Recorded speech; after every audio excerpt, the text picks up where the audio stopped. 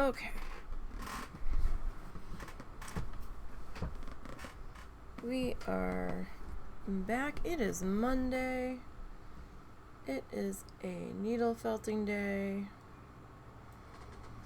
We are starting our new needle felting. Yesterday we worked on the layout sketch and worked through what colors we were going to use and how we were going to approach this one, because we have to do it a little differently than Bob since we are using fluff instead of paint. But I think we'll get there in the end. Our sketch that we did yesterday is in the upper left corner. The tutorial from Bob is down in the right corner. For anyone that wants to see the tutorial in full with no interruptions, not muted, and all that, larger size, you can follow the link in the chat. I will pin it. That will take you to the link to the Bob Ross YouTube channel where you can see the tutorial in full and uninterrupted.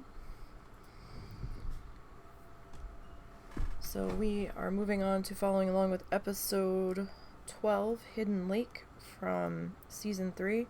We've got this one and one more, and then we'll be done this season that took for fucking ever, and we'll be moving on to different needle felting projects.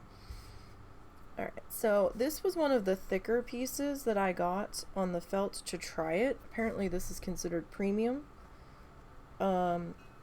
9x12, this one was 39 cents instead of like 25. It's a little bit thicker. We're gonna see how this one does. Not sponsored by Kuhn & Felt whatsoever. But their felt is made with up to 100% recycled purified plastic bottles. Interesting.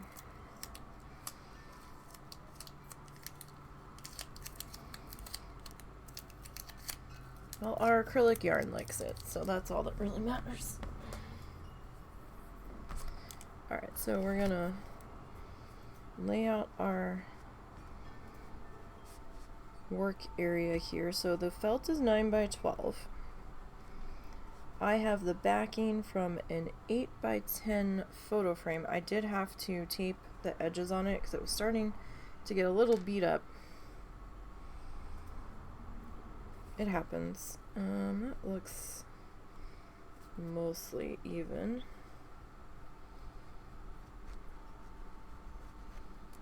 And I just have a penny pen.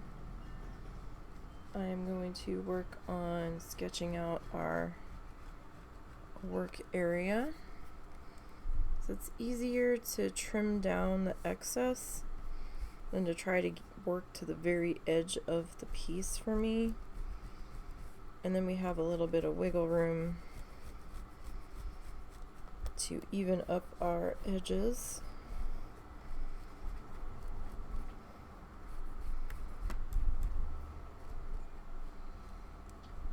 This one is a little extra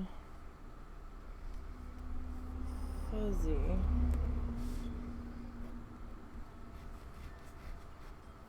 So hopefully we can keep our lines where they need to be.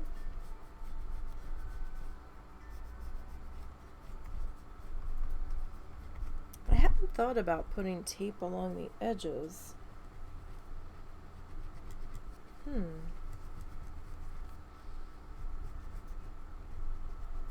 I wonder if that would help.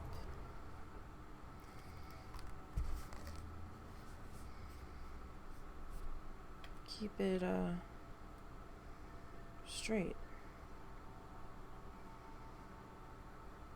I don't know.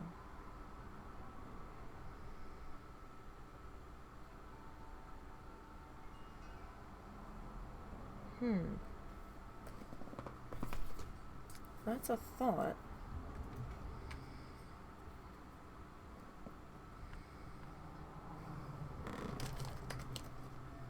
let me have a think about that while we are sorting our layout here. So we need to figure out where we want our middle horizon line to be. So 8, we're kind of looking for 4. This fucking T-square is backwards.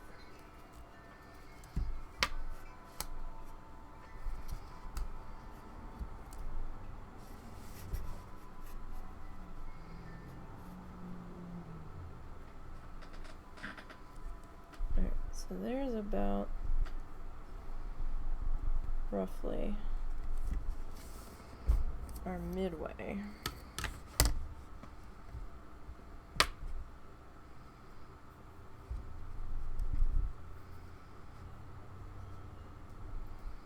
Roughly. So this is just so I can keep an eye on proportions, basically. So I don't get too carried away in any one direction.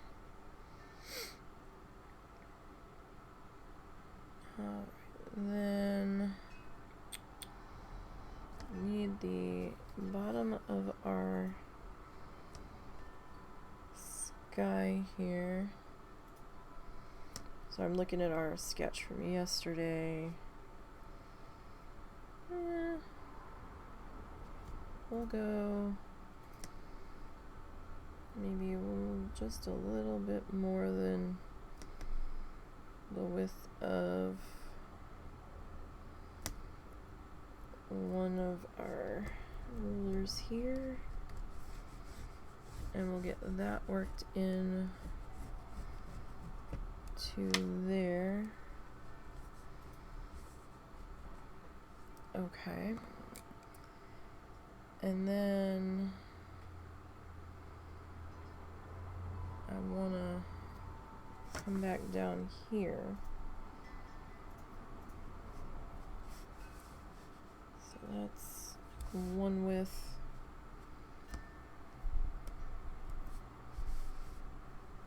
Would be like 2 widths.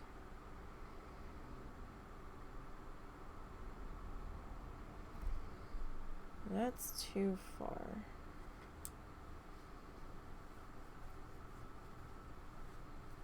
I think. Well, how wide is this?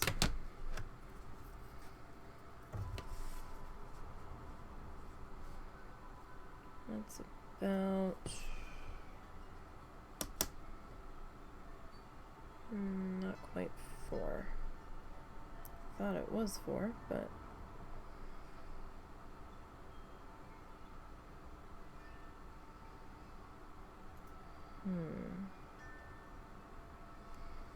so I want to have enough room to work down here. From here.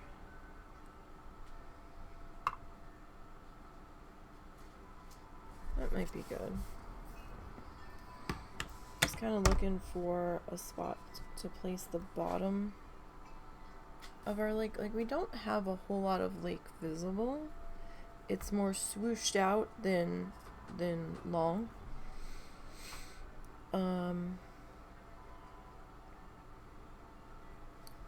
That might be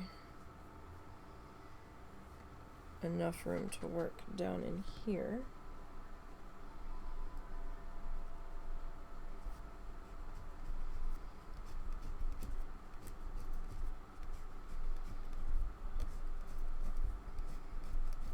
So I don't know what kind of shrinkage to expect from this thicker guy. It might not be all that much. We'll see. Okay, so that's going to be the bottom of our lake. Okay. Roughly. Seems a little squished, but... Alright, so if this is our...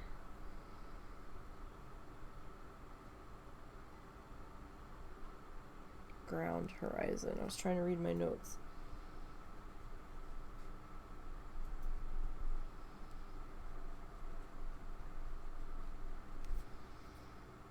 Okay. So we need a little thin bit back in there. This is where I said our sketch is just kind of an idea of where things might end up.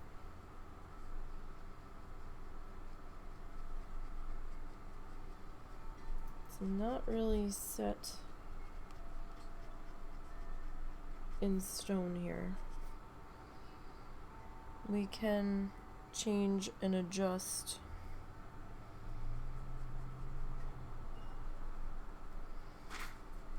placement. Hard to draw on felt, it's getting fuzzy. Pen's getting stuck in there. This one is a little bit fuzzier, it's a little bit thicker. Okay, so then this guy's gonna kinda come this way. Alright, again, just a guideline for where we may potentially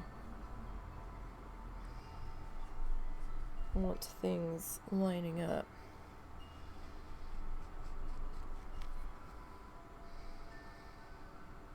Alright, and the last thing that we really need to sketch, well, we've got two things really.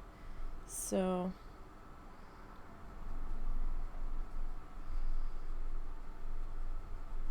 I'm just gonna start to sketch in the edge of our pathway a bit.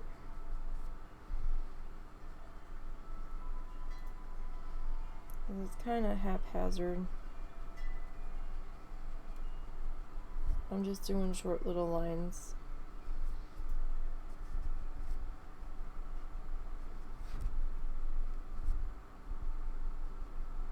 Just to help keep track of it. It's not bad. Alright. So our mountains now are going to be the next thing. Mr. T-Square.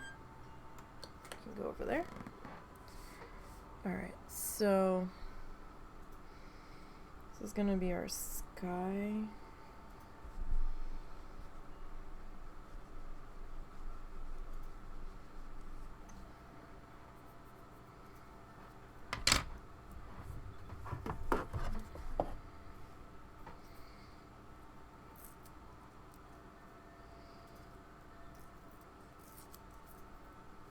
I swear I've got like a little tiny piece of hair or something stabbing me through my shirt. And do you think I can find it? Heck no.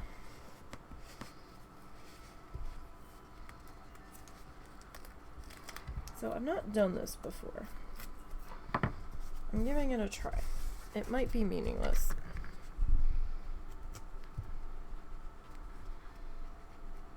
I can see our pen lines through it though.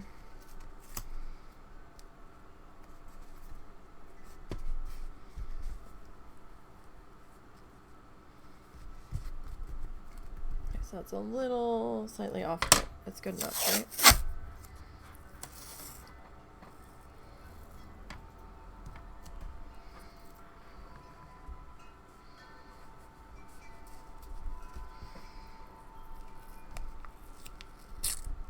So I can see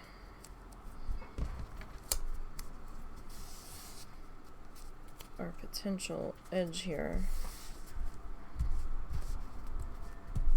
Okay, it's probably not gonna work. You hang out up there, Marvin. Okay, so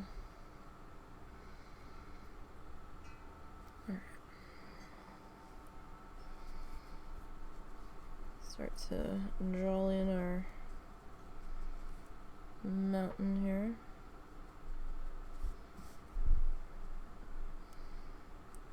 down just a little. Have a little bit more of a peaky here, not quite as high.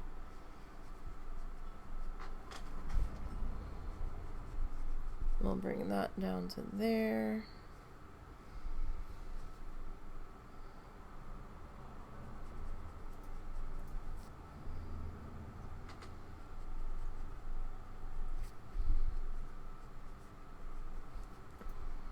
And then this guy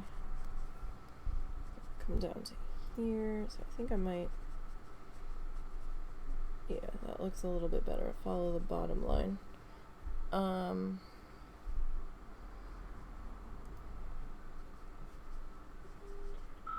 then we'll have this go over here, and then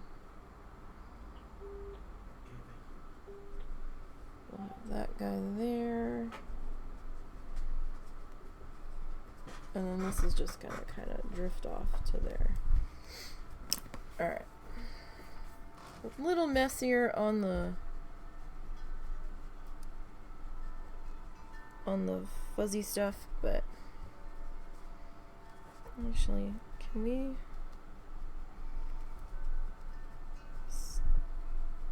steep that up just a little bit? Alright, well, we'll see. We'll get in there and mess with it once we start putting fluff down. This is just a guideline. It's not like the world's gonna end if we don't strictly follow it. Look, I got pen on myself already. Alright, so let's get our mat here. And just trying to figure out how we're gonna get started here. Okay, I do have it sideways at the moment. It's easier for me to see our edges like that when we're working in that direction. Let me get my finger doodles on. And let's see here, what else do we need to grab to get set up?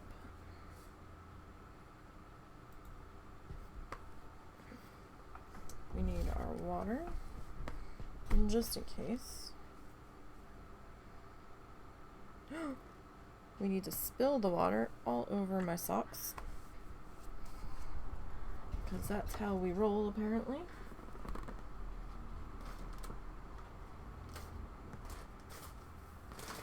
We have to always be making a mess. That is how we do. And always have a bucket overfilled with fluff. We need our sky fluff. It's all the way in the bottom of our bucket. Okay.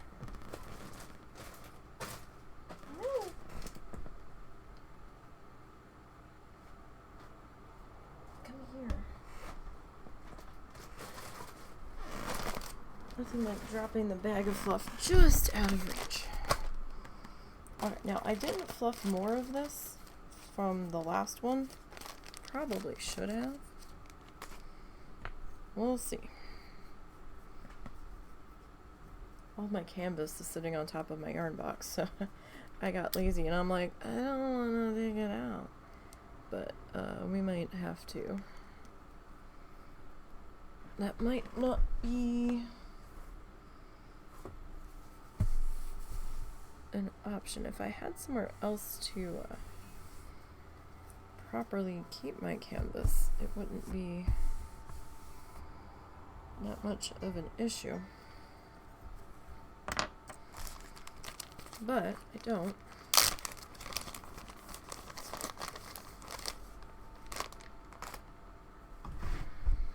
Okay, so we are using currently Big Twist Value Line from Joann Fabrics.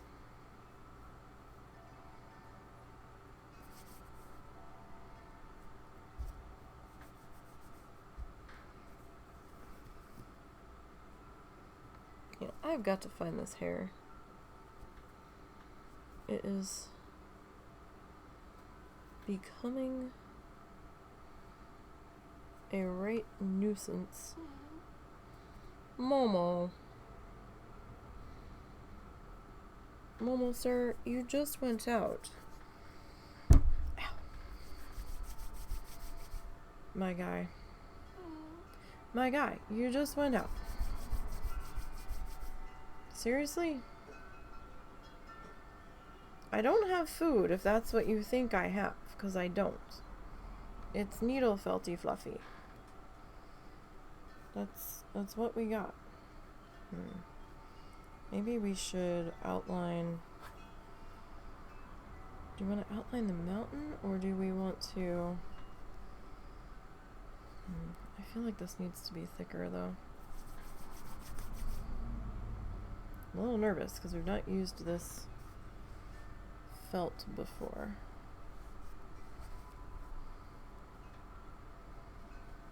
So I don't know how it's gonna do here. So I'm gonna come just over my line. Oh boy, you're gonna get to see how bad of an aim I have. And this is why I wear the finger doodles.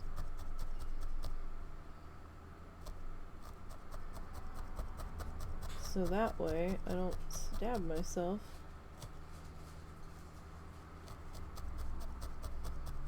Just trying to find my boundary line here that we just put in.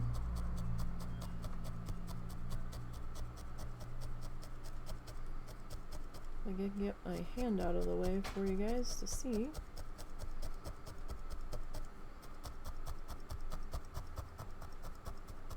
Alright, so it is pulling the outer edge in. We can see that. And I'm not necessarily going all that deep. At least it doesn't feel like I am. I mean, it's gonna happen no matter what you're working on, unless you're working on like a specialty expensive stuff. With the cheaper stuff, yeah, this is gonna happen. That I can tell you. Don't know about the more expensive, specific wool felt sheets. That I just don't know.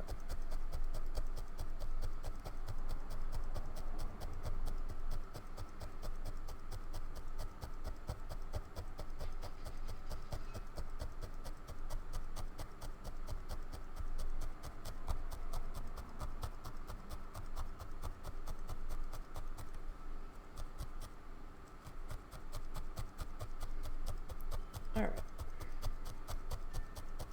So let's work on getting this tapped into here.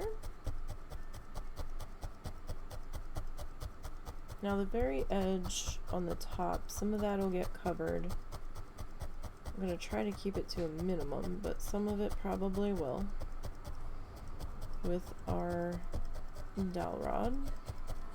Okay, so we're going to gently pop that up. Alright, so we do have fluff coming through. Quite a bit, so I guess I was tapping deeper than I thought. So it might not matter if you get the premium or the super cheap stuff. That's probably not gonna matter too much. Give me 1 second, you guys.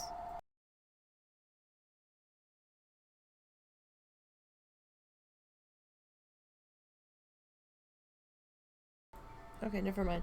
Our phone says who's calling if it's not picked up within 2 rings. And I wasn't sure if it was gonna say that this time. And the husband's not in our room and the phone's on the other side of the room. So I'm not really in quick grab it range. And we can't really mute that handset, because we need to know if my mom's trying to get us.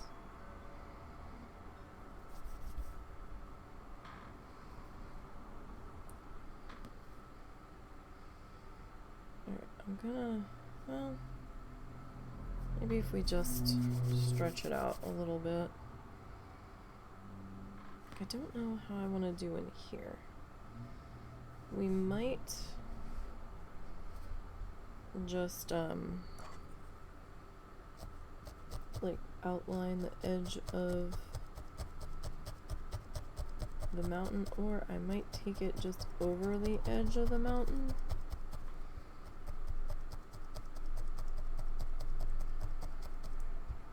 Just to see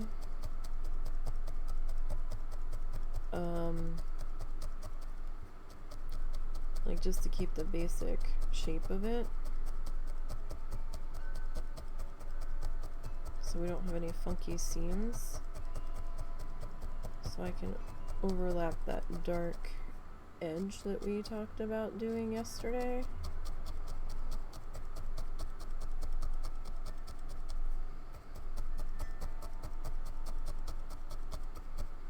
I have all my color notes written down on the sketch in the sketchbook, so I don't forget, because I'm the type of person that will, even though we just talked about it. There was a lot of colors. Surprisingly, coming in here, I kept adding new shades of green, and I'm like, I really shouldn't, but I also need some sort of like shade separation between these, or else it's gonna look like it's all one blobby mess. Bless you. So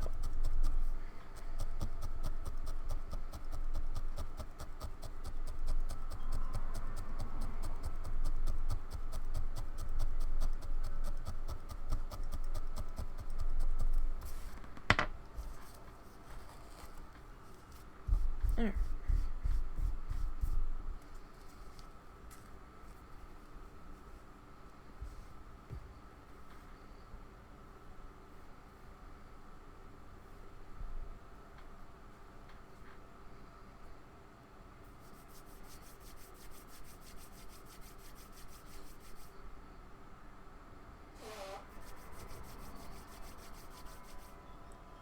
Let's work on getting this. I mean, that's not bad. So I'm gonna put in the next row here. And we won't be sideways the whole time. I do promise we won't be. It's just kinda while we're getting our feet under us here.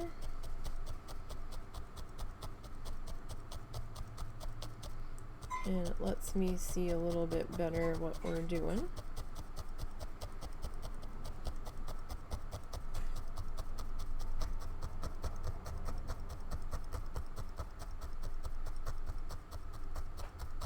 And just a bitty bit.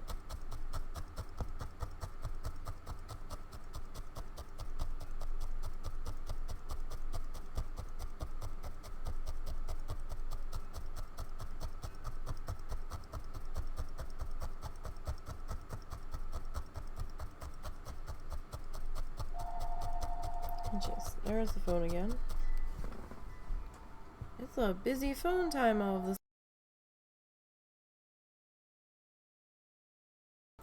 Alright.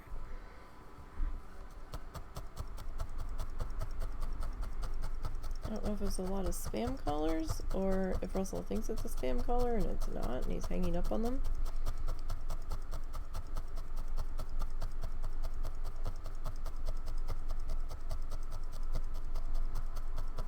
That I do not know. Right. Just gently lifting that up in there. Now it does look like I've got a little bit of a seam thingy going on. Not too bad though.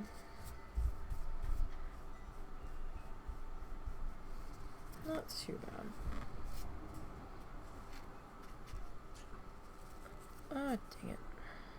We're just spilling water everywhere. Don't mind us. Oh gosh, that was a lot of water. I got that a little too wet.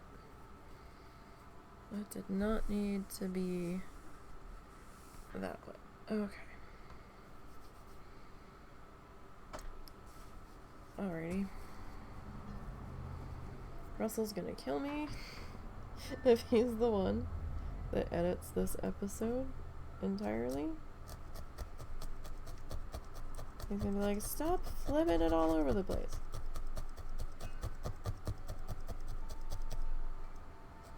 Sorry, sweetie. I had to look at it the other way.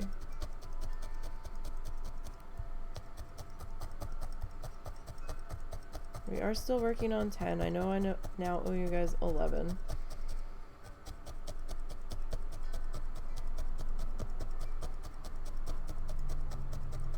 He got sucked back into Diablo and we haven't been getting anything done. I was gonna try to edit some last night after we did some Diablo time, and then I looked at what time it was and I was like, oh fuck. So I didn't have time to get anything done yesterday after dinner.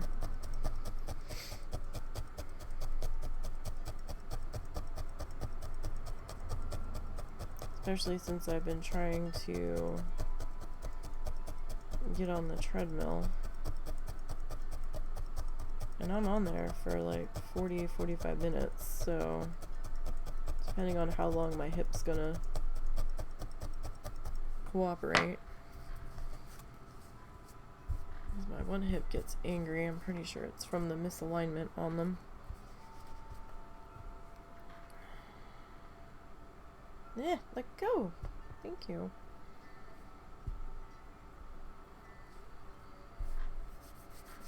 Like, must we? Apparently, it decided we must. Alright. So I think you guys can see that. Looks like it. Alright. So I'm going to tack this down into here. We'll see if the thicker one does better at the weird wonky sides. I don't know if it's gonna. We'll see. We'll see.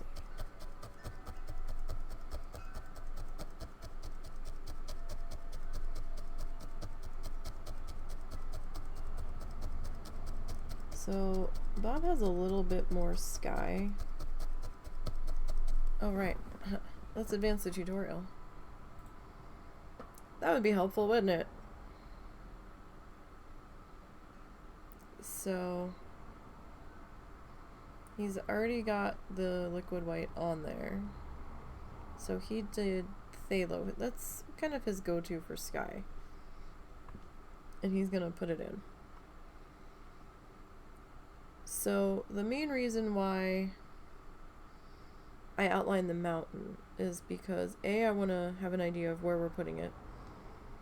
And B, I don't want to spend like 2 weeks putting in sky just for half of it to get eaten up by the mountain. So that's a waste of supply and a waste of time. Now I'm okay with going a little bit over our mountain edge and then putting the edge in there. That's fine. So then he brings that same shade down into the water. I'm actually going with a different shade on our water. Just to break it up a bit and to make it a little more dark. Alright, so then he's gonna fluff everything out and kind of blend it. See, he has sort of a suggestion of cloud, like really faint, like wispy, barely there clouds. So he used the fan brush for this. Okay. So he took crimson and Prussian blue. He says a little bit and then he goes back and grabs more. That's very red. That's very red.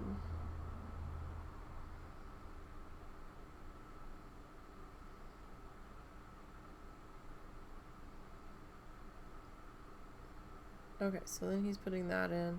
So his is a little bit, he's got a little bit more sky to mountain spacing.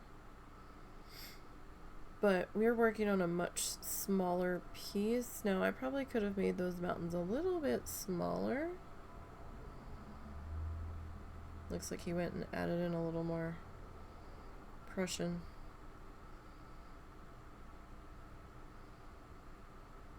His mountains are also a little bit flatter than ours, but sometimes it can be easy to get lost in proportions of stuff when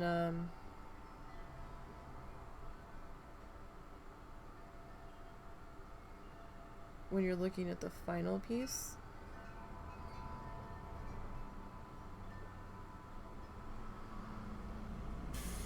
But some kind of truck just went by.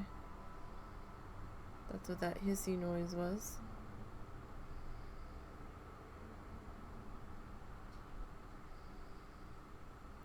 Alright, so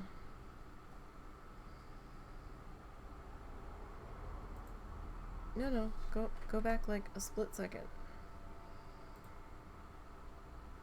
That was too far.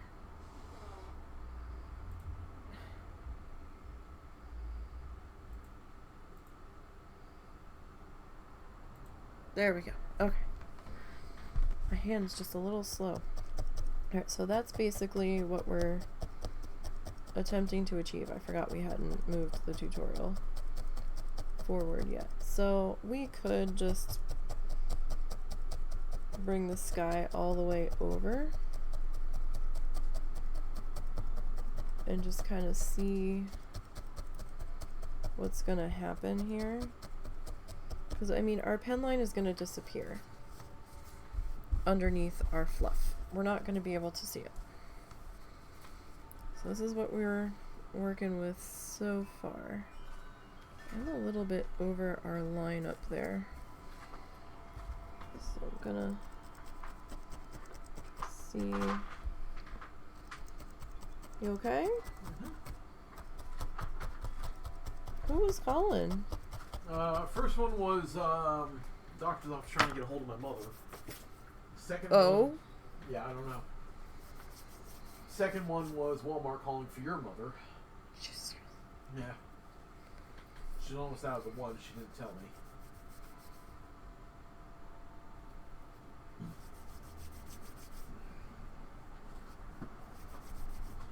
Okay.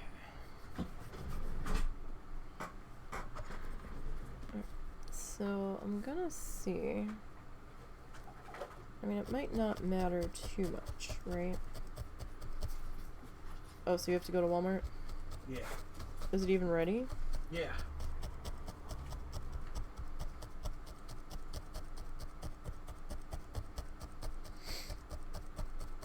It might not matter too much here because we're gonna have our dowel rod on the top upper edge.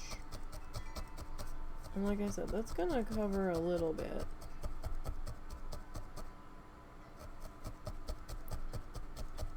The bottom's where we really have to pay close attention.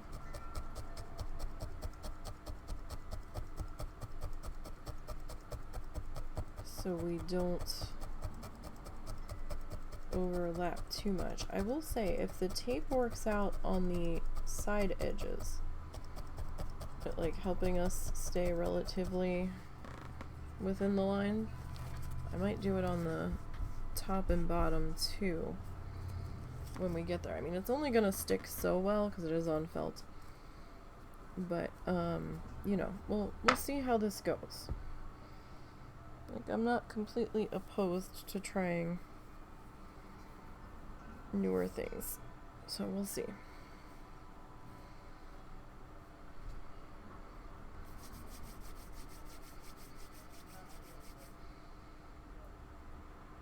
Alright, so get this figured out here. Do we want to keep going down on this edge? Probably. keep like taking this to the middle. I don't need to, or to the edge of the mat. I don't need to be on the very super edge here.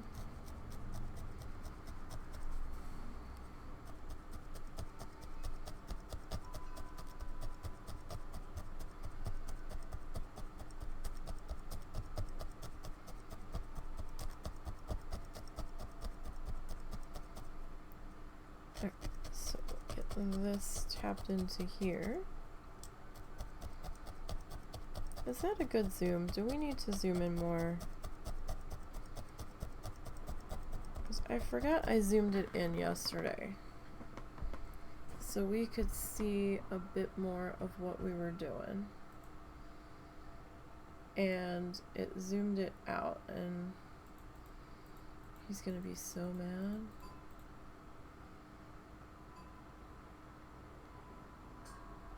Alright, and then I need to change. That doesn't look right. Why is it so fuzzy?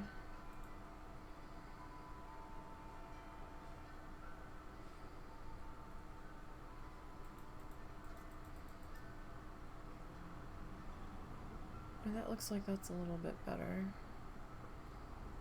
Focus wise. Okay. Let me see. How are we there? I forgot to check that. I didn't save the preset. So. Okay. It's not terrible. That's a little better. Sorry. I was so excited to get going. Now he's really gonna be like, what the hell did you do?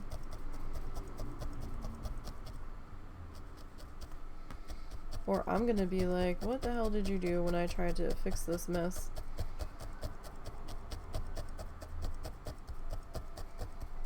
It's just gonna be a little weird in the beginning of that speed felt, this speed felt.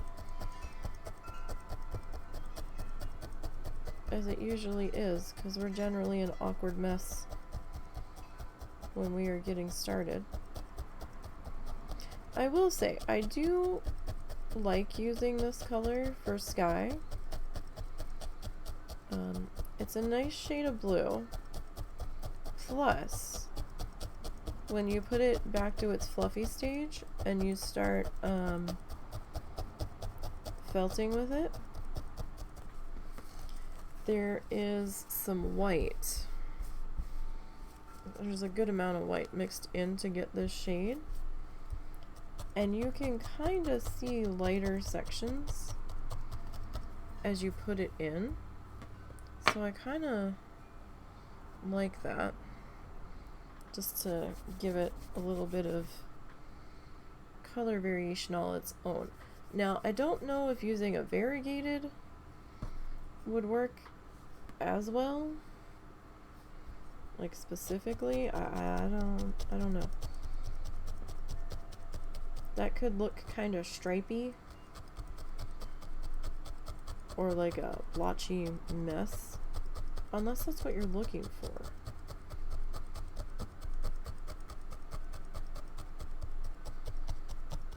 But I don't know. It might just be easier to go with this, like a solid color, instead.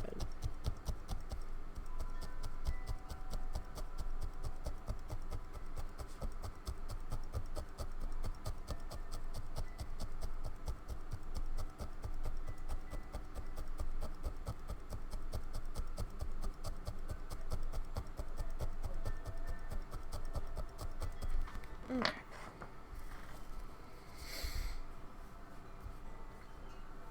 Alright. A little bit of water. I'm gonna have to refill that since I spilled it everywhere twice.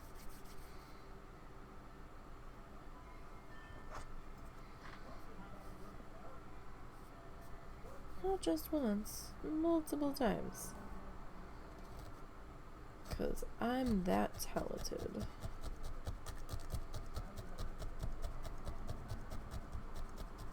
we are fantastic at making the messes.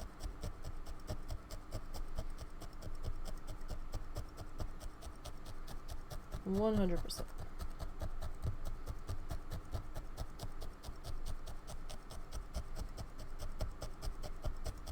That we are extremely awesome at. Oh, my eyes are so irritated today. I don't know if it's because I'm so tired or if it's just for my allergies. They are a watery, stingy mess. Every time I look up at the screens. So, if I'm a little slow to answer your comments today, as I usually am, it's because I have to look up and my lights are very bright. Like, I did not want to open my eyes when I woke up. They were stinging and angry the second I tried to this morning.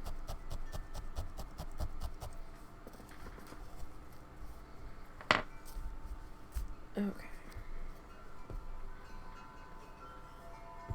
It was not fun.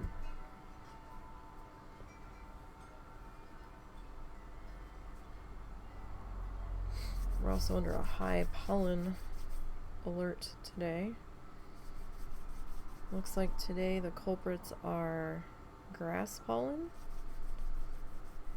pecan, hickory, and oak. Now, I'm crushed, but I'm not as crushed. So I definitely think sweet gum is a harsher one for me to handle. Oak's been pretty constant. I thought you left. No, it's break time at the pharmacy. Oh. Just gonna leave later. He was giving me an attitude about wanting to go out. Yeah, well, he can keep giving me that too. I don't know, because he just went out, right? Like, before I got started. Yeah, it's not been that long, buddy. You're gonna have to wait a bit. I think every time he sees something in front of me, he automatically thinks I have food. Doesn't help that me and your mom are both outside. And just because I have something in front of me, it's not food, bud. He's been like that for a long time. Even when I have had, like, paint in front of me, he's like, "What you eating?" I'm like, "I'm not eating anything."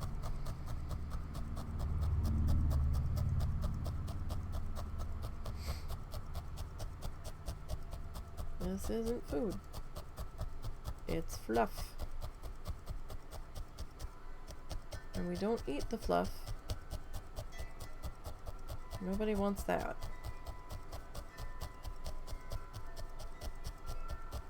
Not at all.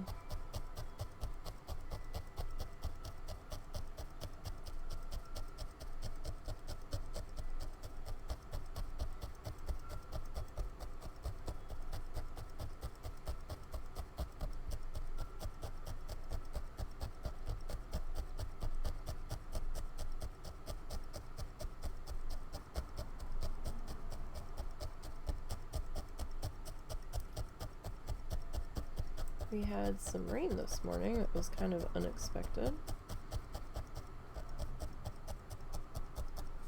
I think they only had us in maybe a 24% chance, and we woke up and it was raining. Pretty good, too. I mean, we needed it. And it'll help my elephant ears. Man, I saw a picture of a house for sale in Florida. And oh my god, they had so many elephant ears planted along the front of the house. They were ginormous. The leaves looked as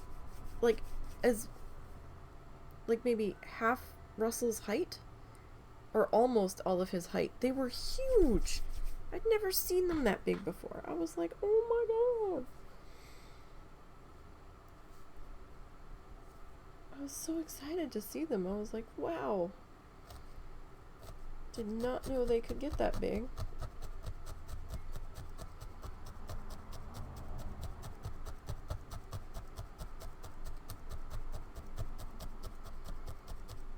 But I guess Florida's a more tropical tropical climate for them. So they must have just been having a field day down there. We're not really the right zone to grow them in. They will grow, but we have to pull them out of the ground for fall into winter. And we have to store the bulbs over winter and hope that they didn't bite it during storage.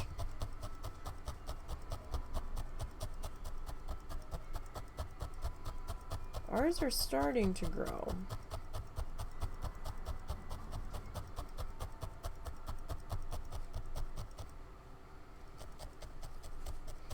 I mean, I guess we can kind of follow that a little bit. We kind of overlapped into our mountain area a little bit there.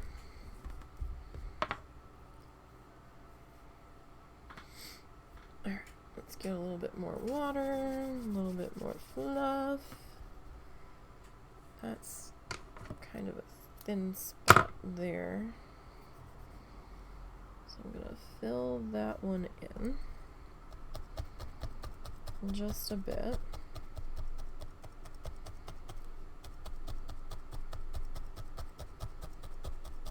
And yes, we are sideways on purpose. It makes it a little bit easier for me to see this top section when we're starting out. I know that means it's going to look a little bit weird on the speed felt, but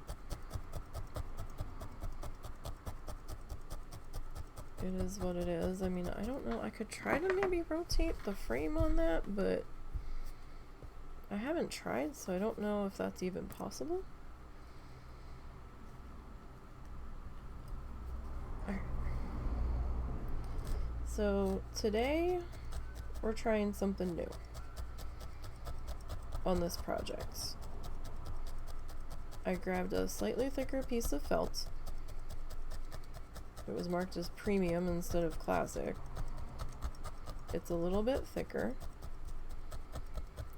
So we're gonna see how it does with the sides getting weird. How we get all misshapen and stuff as we go. But we also added a strip of masking tape down the sides here, just to kind of see if that will help. So far, that's looking pretty good.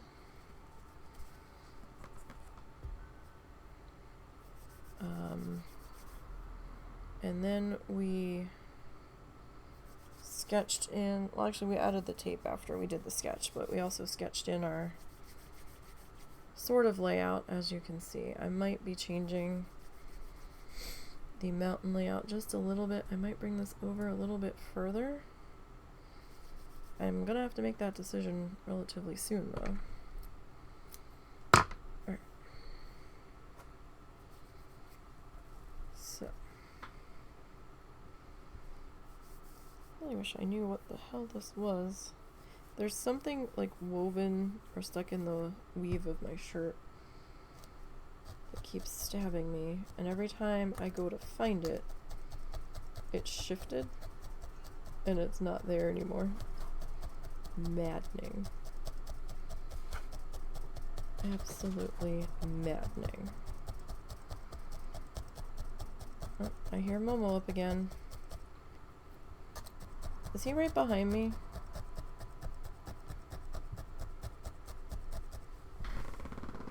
Oh, Daddy walked out of the room. You are right behind me. Alright, give me just a minute, buddy, okay? Let me at least finish putting in this bit of fluff. Okay? I don't know why Zuzu's in here instead of with my mom. He seems to be. Alright, will you guys excuse me one moment? I'm sorry. Doggo wants to go potty and I don't know where the husband is, and he's gonna refuse to wait to go any later. We'll put that in there so it's safe. I will be right back. I'm sorry.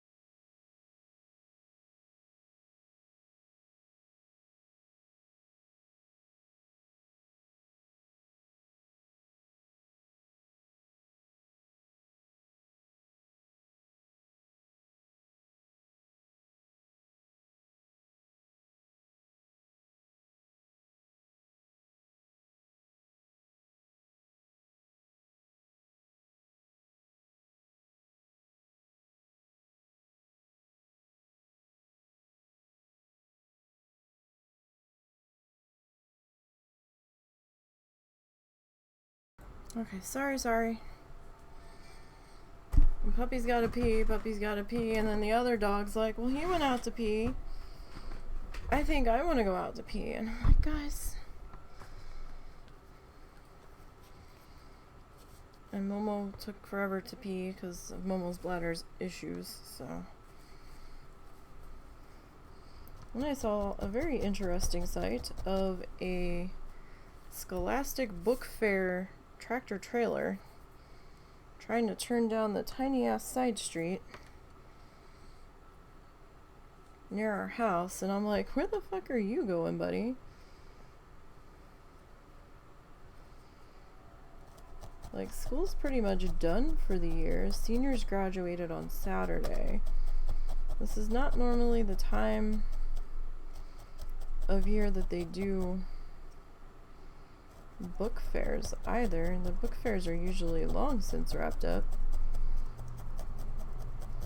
Unless they just never came to pick up their stuff. Which is odd to me that they would leave it sit there all that time.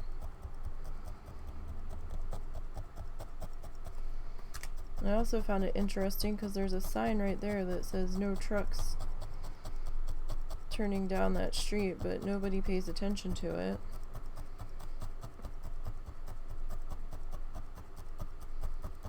Though I think the other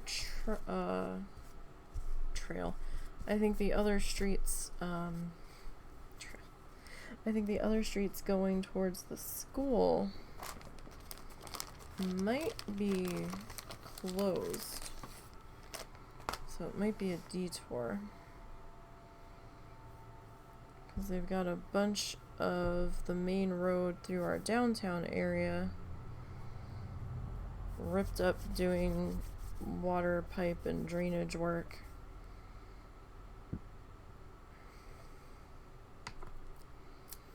Nope. Cut, not pull. Cut, not pull. Okay.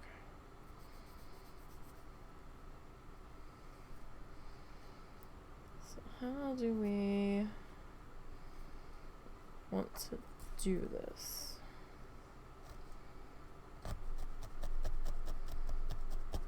Little section in here. I guess we'll do it that way.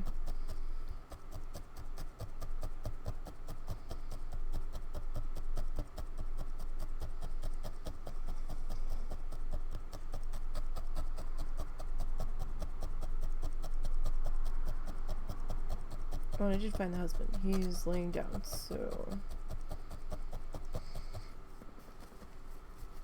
we might be serenaded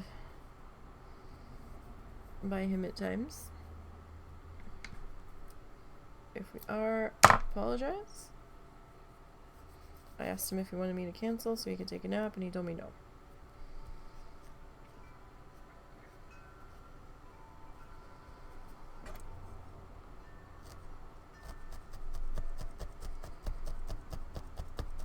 Alright. So we'll get this piece worked into here. I'm just trying to get this tiny little corner filled in. So that's why we're snipping. And I'm hoping that we can get this line filled in pretty good here. It's a little wobbly at the moment. So we'll see what we can do. And now somebody's calling the husband's cell phone.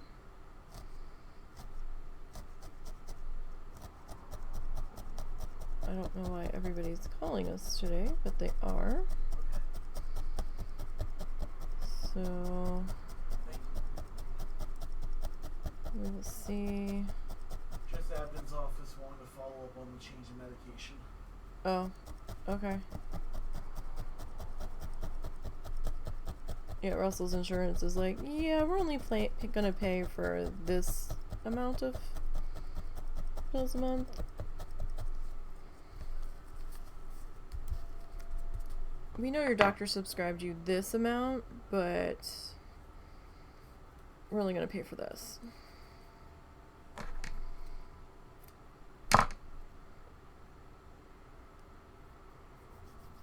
So, had to, we were going to call them and tell them, but I think they found out before we remembered to call them and tell them.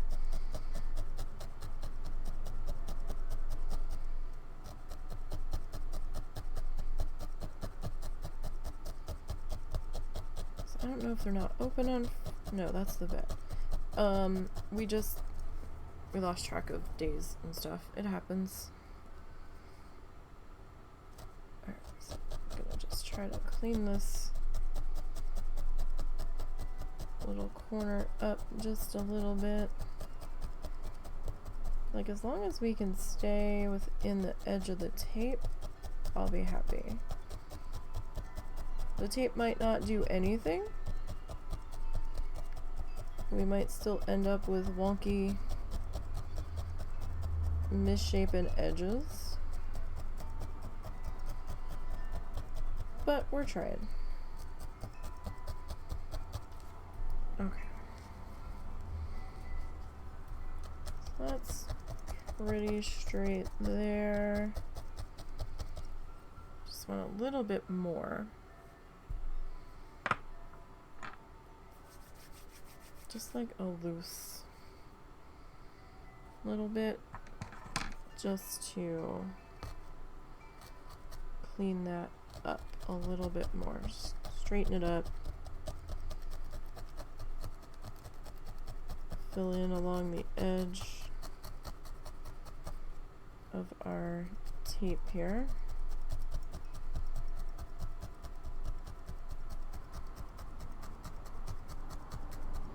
Because like I said, this is an experiment with using the tape here. You can hear me hitting the tape. That was the sound of tape. That.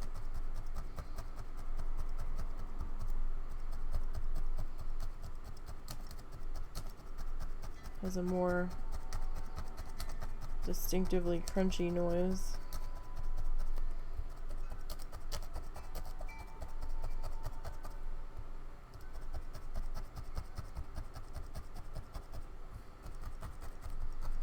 It does have us going against the fluff up there. How noticeable will it be? I don't know. Might not be so bad. This is a slightly different color. It's not too bad though.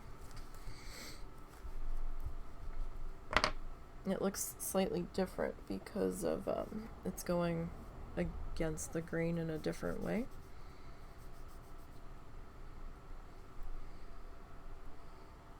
A little bit more water. Getting this piece kind of situated here.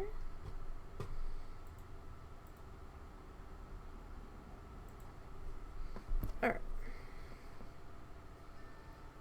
So I'm gonna stab in back here.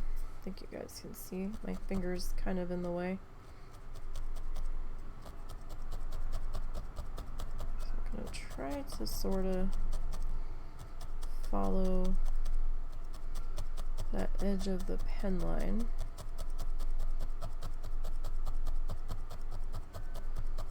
Again, not a huge deal if we don't, because I'm gonna try to bring the color that we're outlining the mountain with up a little bit over the edge of the blue. Not too much, just a tiny bit.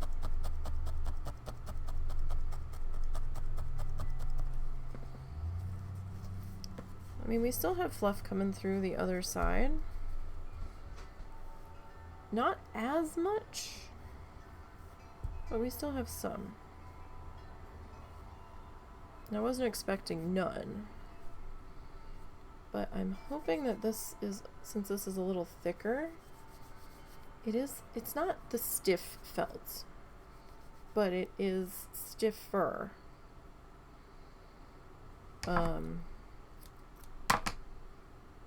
than the classic felt. So we'll see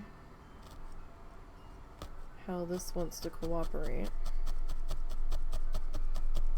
And even though it said premium, it was still in budget. Like, you know, what did I say it was? 39 cents? 35 cents? Something like that. It was still under $1 a sheet.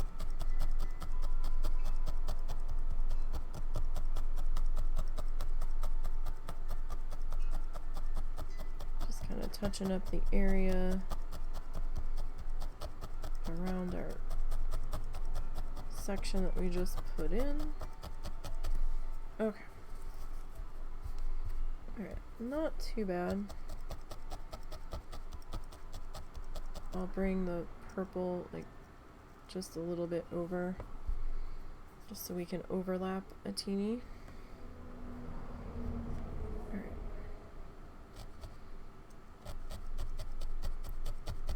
So I'm gonna try to follow this section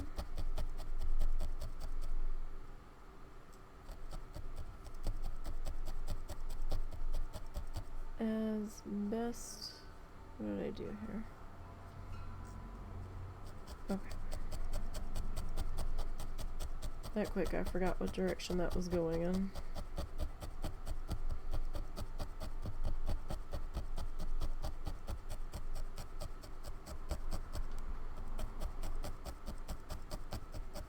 Okay. Has a slightly louder crunch, I think, than the classic felt.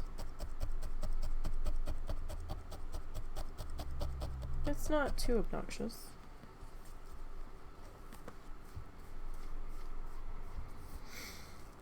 Okay, now I did clean our mat before we got started today. I tried to clean it pretty good.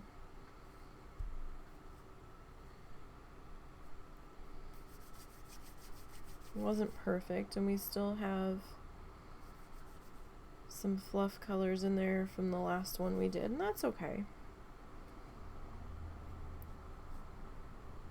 Kind of view it as memories from past projects.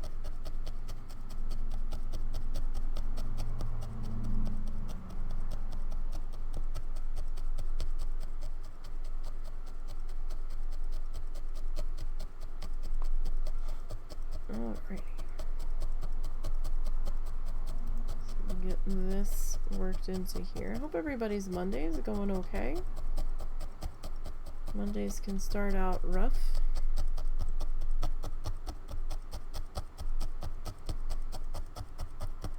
I know I'm somehow got behind posting the VODs up on the YouTube channel. Sorry.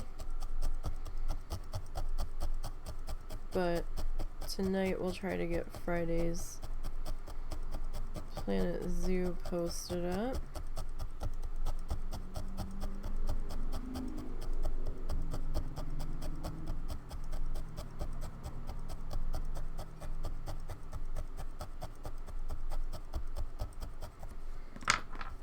Okay.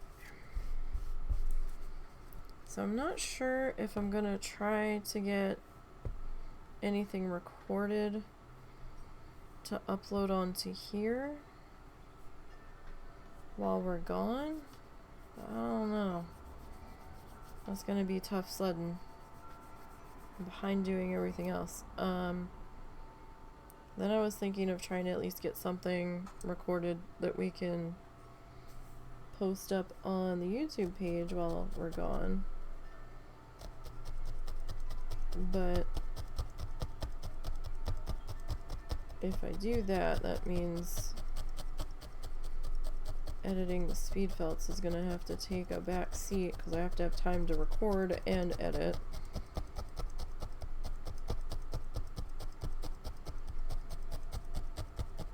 I might just try to do a bunch of extra live streams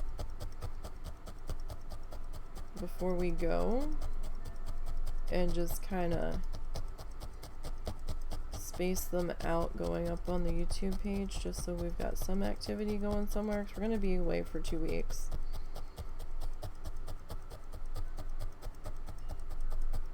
And I promise I will try to remember to put the channel in vacation mode this time.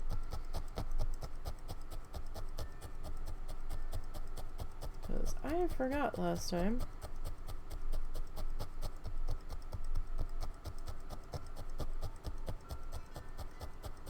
And I don't think I was logged into Twitch on my Kindle. And I didn't have my passwords and stuff with me to do it while we were on the road, so.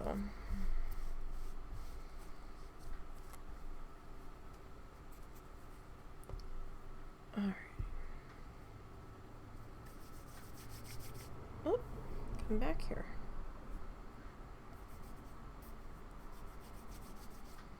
Don't mind me, we're just... Really? Is this the kind of day it's gonna be? Just dropping fluff everywhere. Apparently.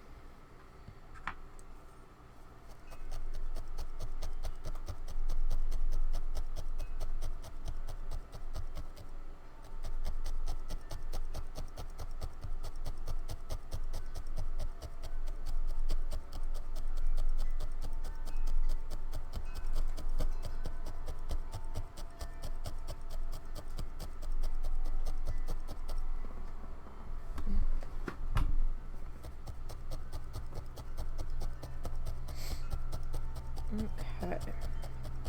This guy's going in pretty good so far.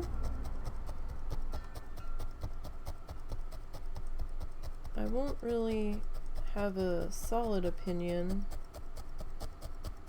on this piece of felt until we get more like middle of the project.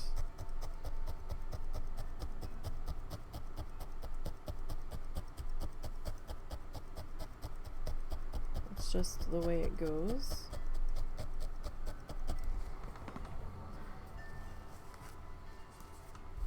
Alright, so I mean you can see we do have some coming through, but as we're working on the other spots, it's laying down really flat. And that's good. Not too bad.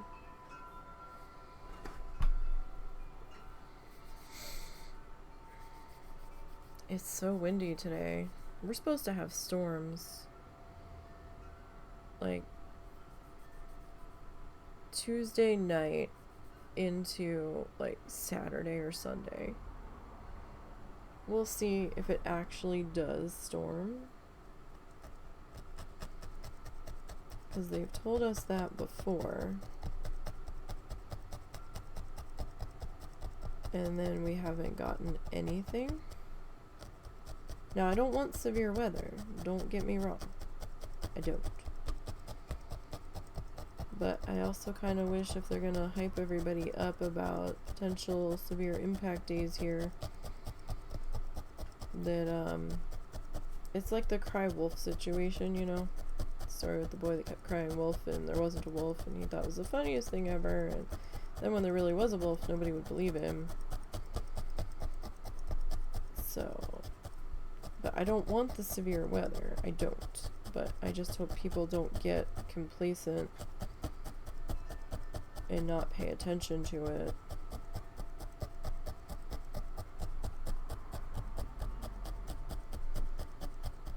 But I guess we'll see what happens.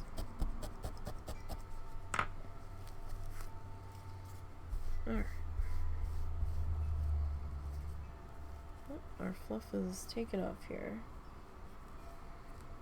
Okay, is this a thin spot, or is it just a lighter section? I think that's a thin spot, so I'm going to add just a little bit more. Doesn't have to be a huge amount. I had to put lotion on my hands earlier because they were screaming. How much I had washed them earlier, and my right hand's flaring up, so if it looks a little red, that's why.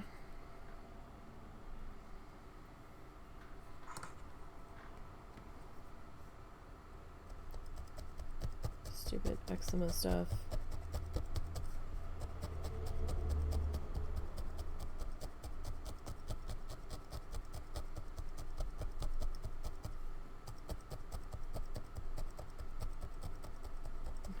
Not sure if that's just where I'm at in the pad, or is that bit of felt being silly? It might be a little column A, a little column B there. It like didn't want to tap in. Okay, so we've got a little bit of a thin spot right here, but I think I can fix that with our mountain felt. So I'm gonna try not to fuss that too much. Although knowing me, it's gonna drive me crazy, so let's just deal with it. No, I'll leave it for later. Also me, no, I have to deal with it right now.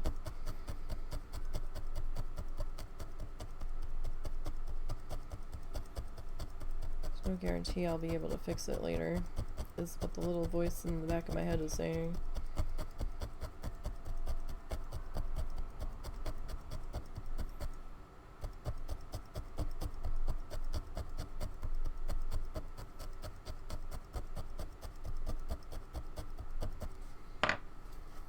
Okay.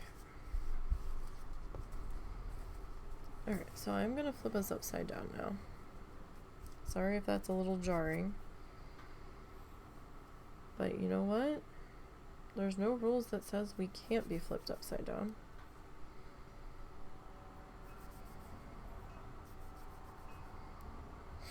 Especially if it gives you an easier time to see what you're working on.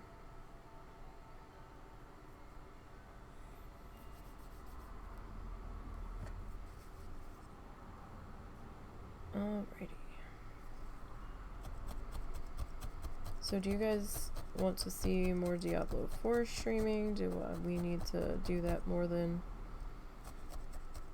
once a week here for you?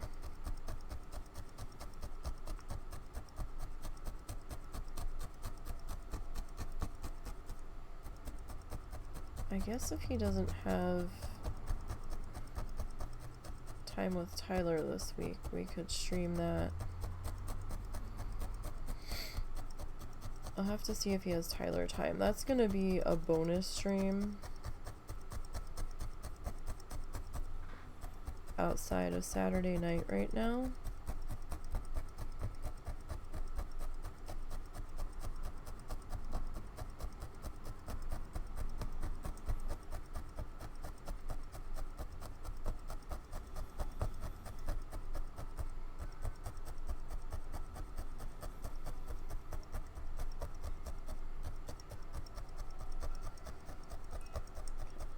So, like I said, this top edge might get a little, like, wobbly. But we will have our dowel rod right now to kind of take care of that.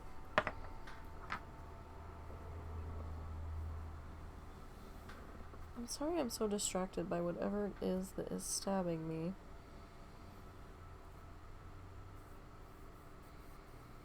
Through my shirt. I cannot find it. Whatever it is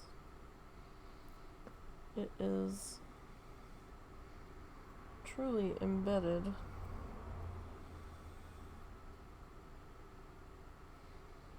It's probably like the tiniest piece of cat hair or one of my hairs. Or one of Russell's hairs, because he cut his hair. So it could have like been a little tiny hair that went through the washing machine and embedded in the clothing fiber. It happens, but it's terribly fucking distracting because it hurts every time I shift, and then when I try to find it, of course I can't find it, and I'm running my hand over a section of my shirt where I feel it, when I'm not looking for it, and it's painful, it's stabby, so then I deliberately run my hand over in different directions, can't find it. It's maddening. So maddening. So again, sorry I had to stop doing the necromancer after like a half hour, 45 minutes, but the visuals were just getting too much on that particular character. And last night, I kept losing my mouse on the screen, right? We were doing something, there was a pile of mobs, I think it might have been a Helltide boss, and there was so many people, and I could not find my mouse. I didn't know what direction I was facing at that point, because I couldn't even see my character, let alone my mousy mouse. So,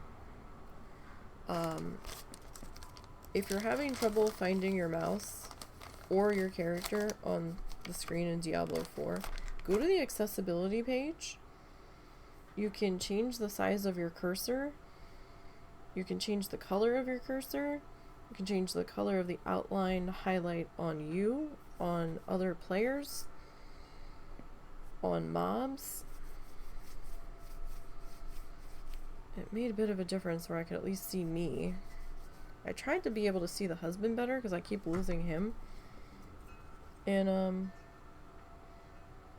all the mobs and stuff. But even putting him in like different colors, it's so subtle on him that it's not doing a whole lot for me. Unless I just need to pick a different color so that I can find him easier.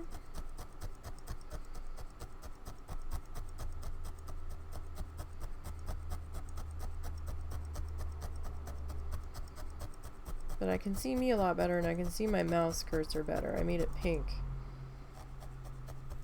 Because, like, very little in the game is pink right now. There's too much red. There's too much, like, icy colors. I probably could have made it, like, teal, too, and been able to see it. But I made it pink. And that's working pretty good. Like, bright neon pink.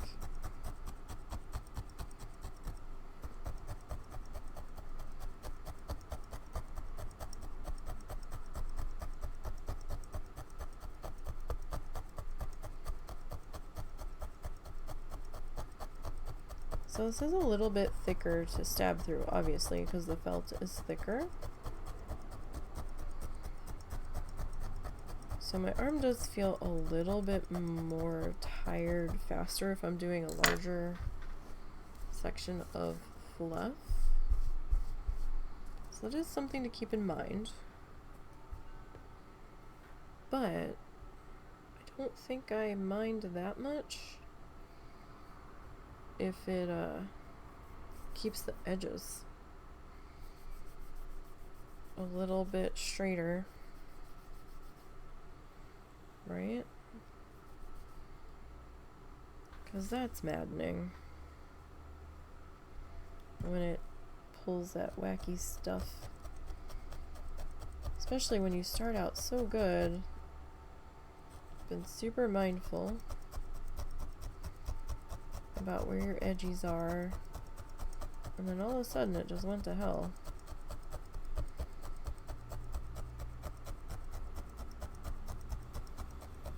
I thought we had been doing so good about it.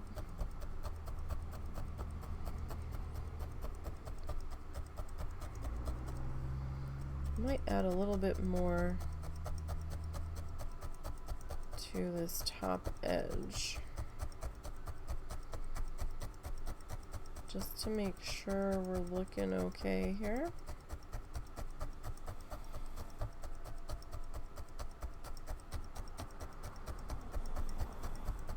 I haven't decided what color Dalrod we might go with yet. It's a little soon to figure that out, but I'm thinking about it. And I don't know. We could go with like a pale purple maybe. Would that be too much? It could potentially be too much purple. But we're gonna have a lot of purple in here. So it might work better.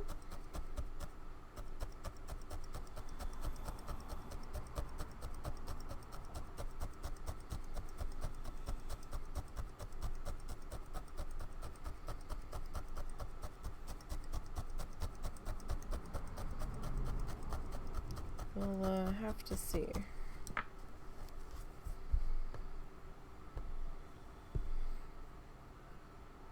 As with all things.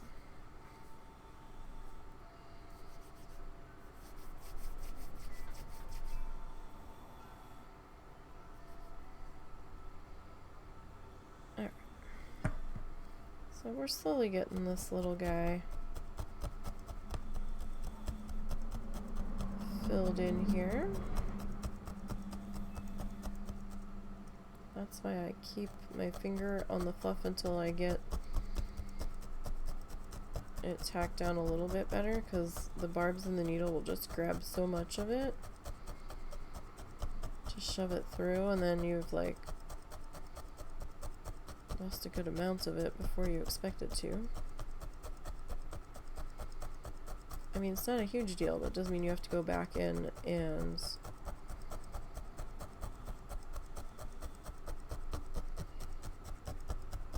add more fluff. So, we'll see. I hope you guys can hear me okay. If I'm too loud, tell me. We ended up turning my mic up so I'm a little bit louder, because I do tend to have trouble projecting. Because my voice always sounds like it's like I'm shouting half the time, and I'm not.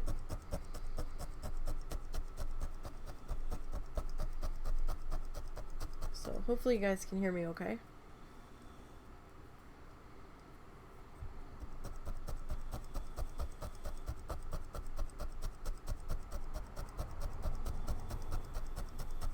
So we are having pizza today, dang it. I really wanted that pizza yesterday, and then my mom's like, I want French toast. Like, really? Fortunately, I hadn't made the pizza dough yet. I was getting ready to, but I made it today. It was piggy clean day, so we got their cage all cleaned up. They're slowly getting better about handling, slowly. But it's only been, what, like 2 weeks, so. But we need to get them used to us picking them up and stuff, because we're gonna have to do piggy nails soon, because they are razor sharp. And they are so teeny tiny.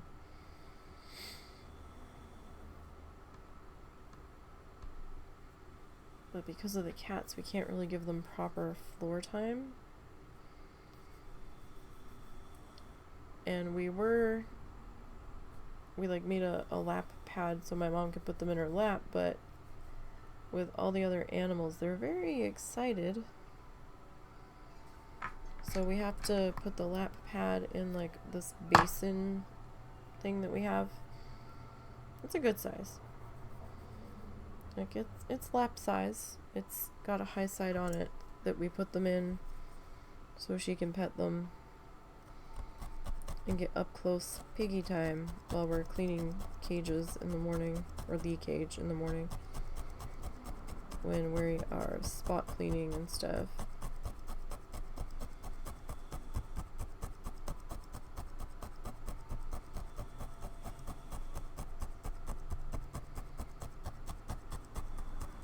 Today was a full clean day.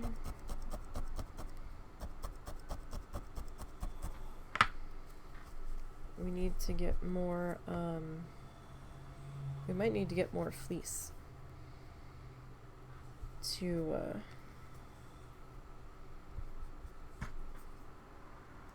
make a few more cage liners for when we're gone.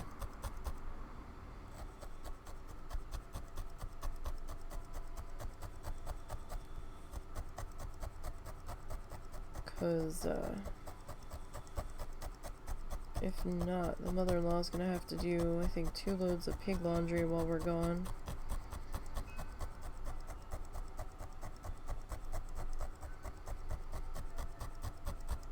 She's watched the guinea pigs before. I don't think she's watched them as long, but it has happened. Hold on one second, you guys.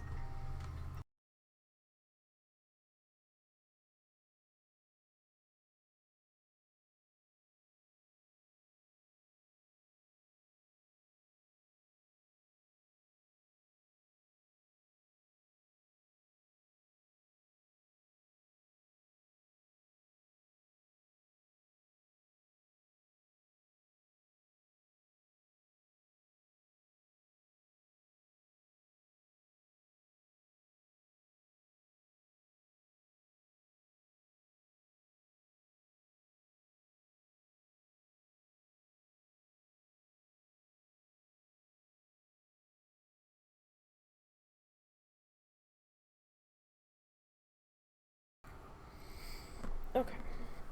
Sorry. Everybody's fucking calling this house today.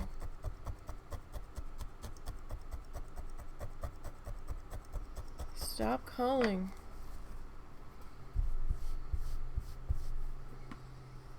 Why are you calling here? Any other time, nobody calls. Any other time, that phone, like, never rings. Luck of the draw, I suppose.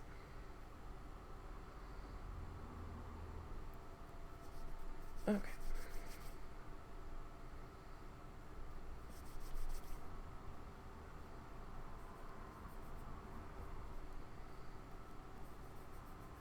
Oh, this one's a right mess. Okay.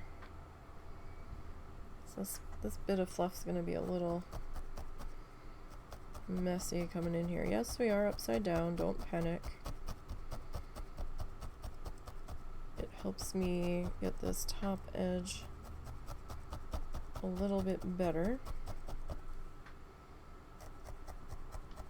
And I can see what the heck's happening here. That way we're not too far off.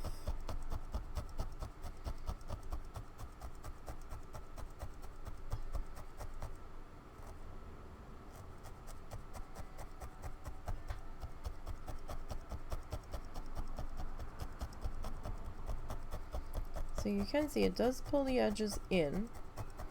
That's why this is lifting up down here, because we're pulling the fibers in a bit as we're stabbing in.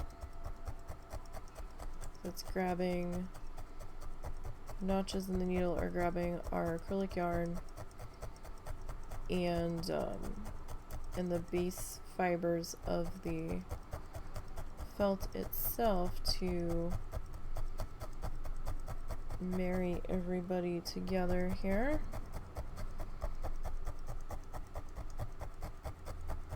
Alright, we're gonna gently pop that up, and I'm just gonna brush everything down there. So, I mean, back's not looking half bad. Front looks much better, of course, but okay, so we're a little wobbly, as I expected us to be up here, but again, we'll have the dowel rod sitting right on the edge, so that might not be such a big issue.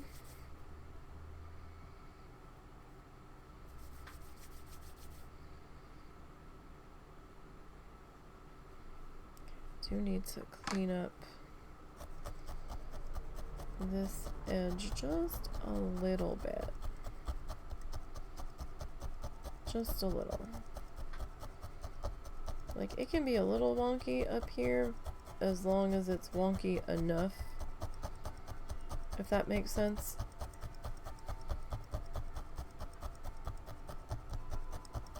Probably not. Like, if it's going to be a little up and downy, it needs to be up and downy enough where the dowel will cover it so we don't have any felt shining through when the dowel gets put on. It makes sense to my brain.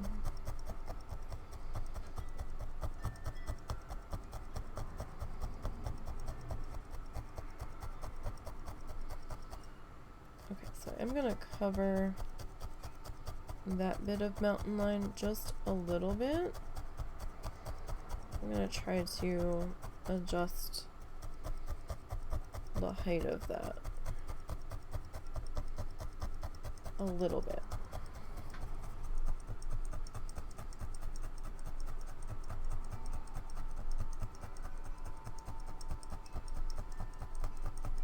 Okay. Yeah, so I hope everybody's week started out okay. And I hope your weekend was good. And you managed to get things done that you wanted to get done, even if it was just laying in bed. If that was your goal and you managed to do it, yay. I know, I did not want to get up this morning. I just wanted to roll over and try to go back to sleep.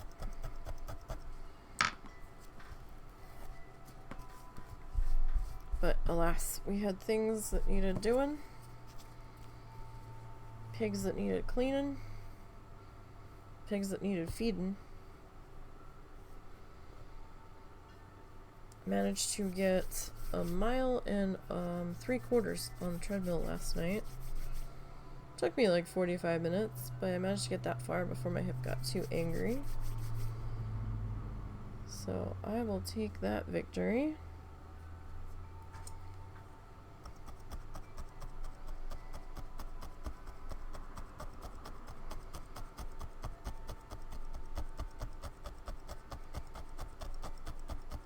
I had taken a small break from treadmill to try to not be so sore from doing treadmill. And then I was so stuffy.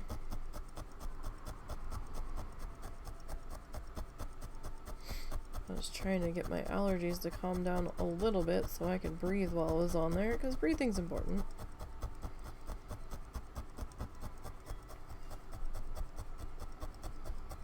Need to be able to breathe. And then other days life had just kind of taken over, and before I knew it, the day was pretty much shot and I was too tired to even contemplate it.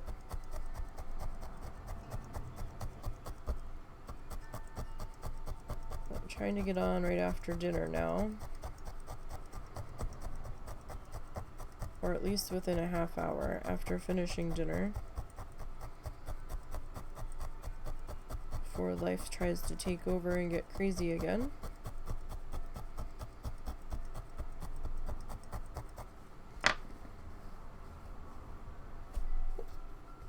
That one got a little stuck in there. To the matty mat.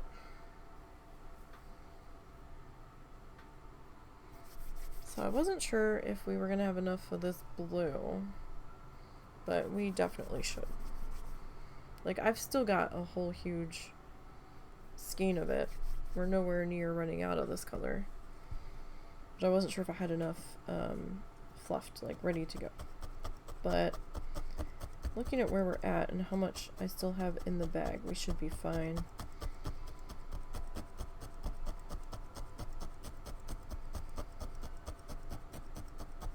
Do not need to fluff any more just yet. And I try to refill the bags before I completely run out. Just so that way we have it, we're ready to go when we want to work on something.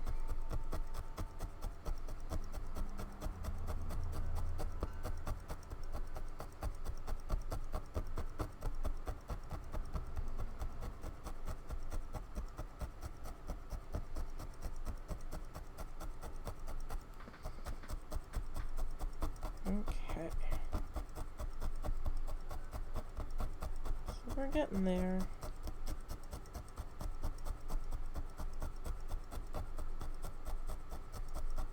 Slowly. Ever so slowly.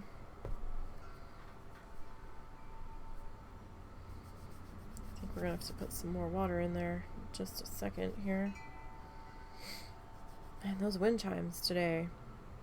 It's been kind of still the past couple of days. Like, it hasn't been that windy.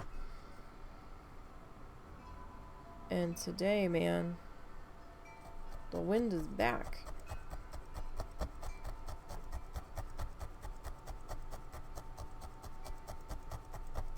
For sure. It is back with a vengeance.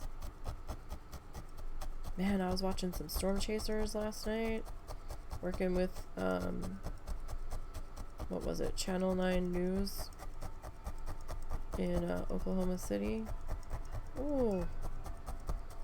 I didn't even know they were expecting severe weather, and then I was like all nervous. I'm like, oh shit, is this coming our way? We only got a little bit of rain by the time it got to us. But they were having straight line wind damage, 100-mile-an-hour winds with some of those thunderstorms. They had a couple of pretty good-sized tornadoes. I was like, oh jeez.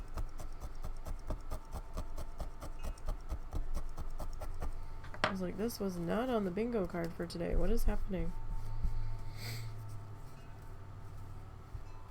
I did not know that they were expecting. I try to keep an eye on their weather too, just in case, you know, because we're right next door.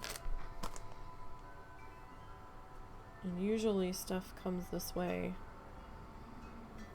when it exits them. So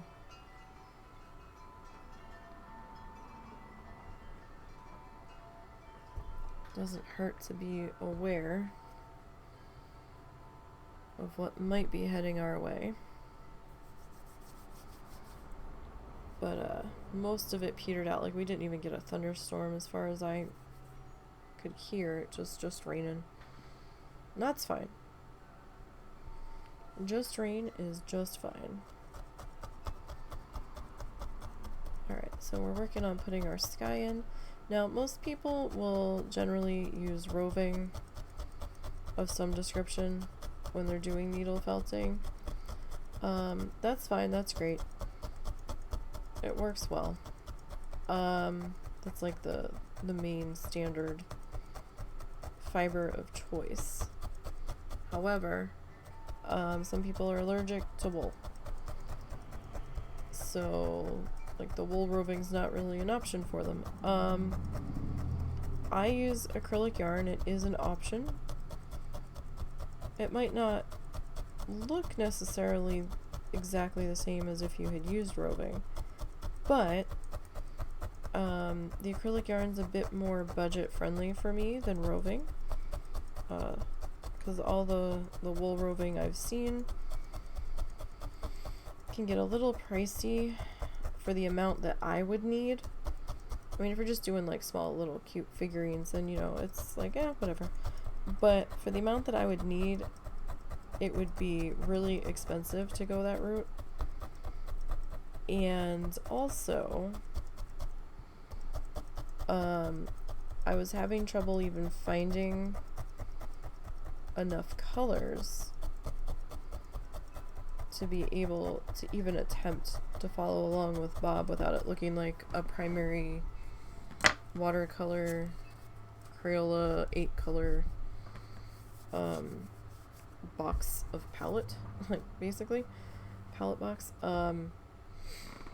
Now I could just get a whole bunch of the white and attempt to dye it. That was a whole level of mess and dedication that I just wasn't up to doing, to be perfectly honest. I was like, oh, I don't really have room for the roving to dry.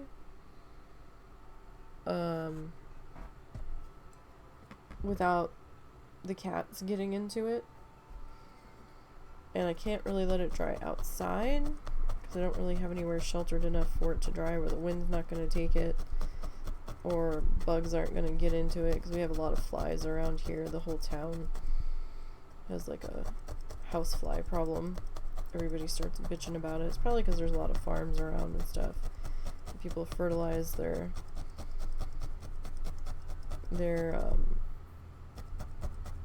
fields and everything with manure and what have you in the nearby chicken houses. So tons and tons of chickens. So, you know, that was an issue. So I was like, well, we can go acrylic yarn. It is a bit more budget friendly for me, because you can find some decent sales here and there that will pop up from time to time.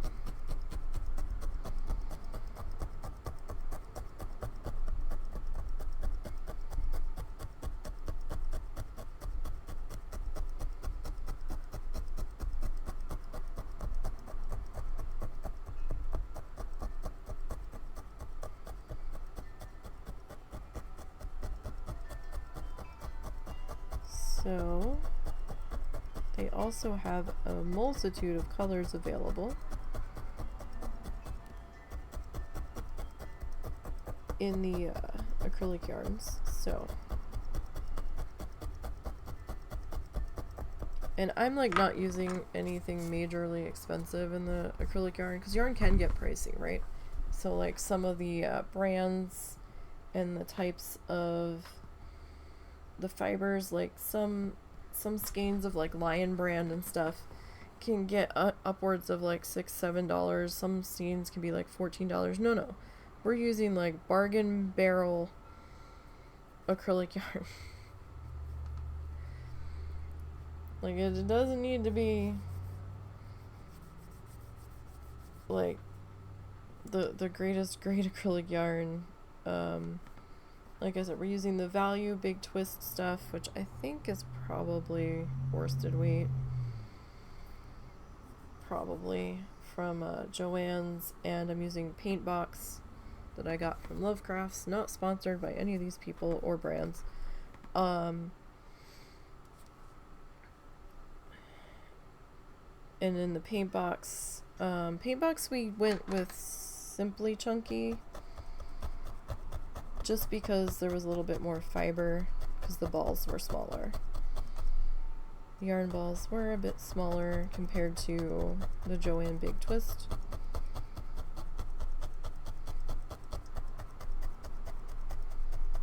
But really, you know, probably any weight you could get by fluffing.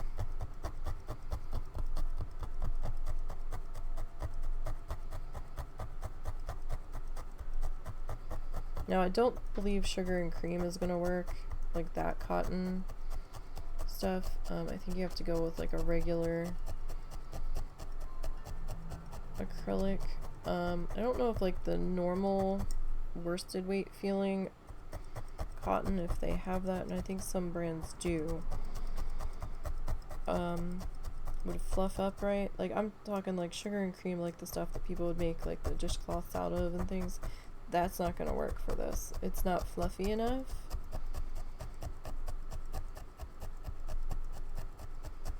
It's also a little expensive for the size of the ball, I think, personally.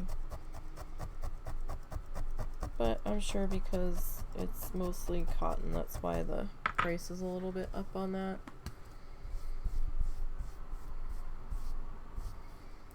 So it's not terrible. I will say, if you plan on framing this using the premium felt, the thicker stuff, that's going to be thicker by default before you even start adding your fiber to it. If you plan on framing it, you're probably going to need to take the glass out of the frame, or custom frame it, or frame it yourself with like a deeper, like maybe almost a canvas specific frame.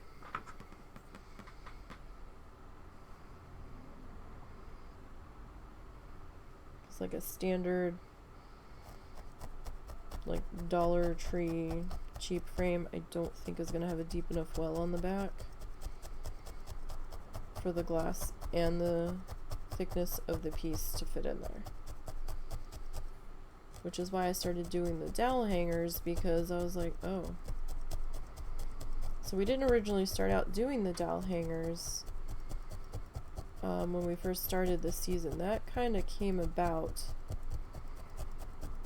as we were learning, as we were going, and realizing that some of these pieces can get kind of thick. And then with the sides getting wonky on us, it wasn't quite fitting, and then we were going to have to do mats to cover up the edges of the imperfections, which is fine if that's the route you want to go.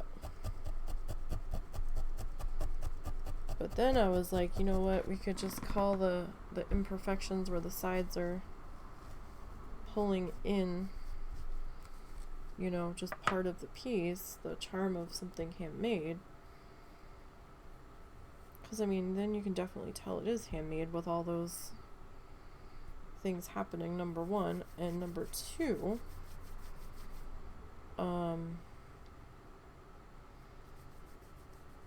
it'll just be a lot less of a headache to do the hanging option. I feel like we're just a little bit off here.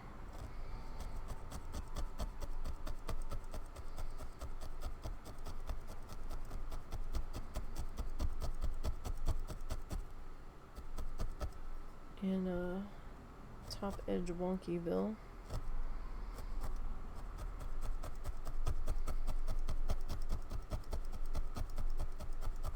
I'm gonna put that edge in, and we're gonna turn this guy again in a minute.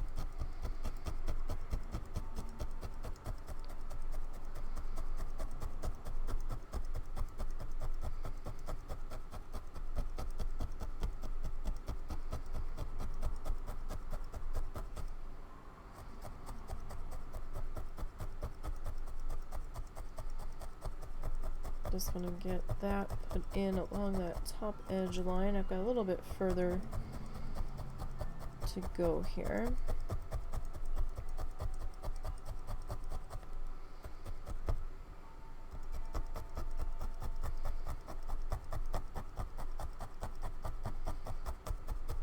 Okay, so we're gonna pull that up gently. I'm just gonna brush down the back here. So we're not looking too bad. Let's get a shot of it from the front. So that's not bad so far. And time-wise, we're making some pretty good time. Now it does feel like this section is trying to pull in a little bit. But we still have to fill in all of this.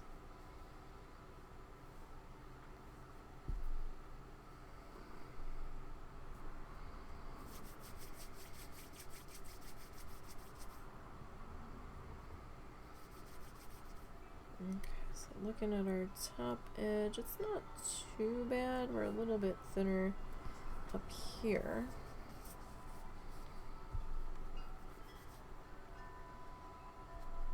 But we should be okay-ish. Okay. So I'm gonna come over to our far edge here. Try to tap in right along our tape here.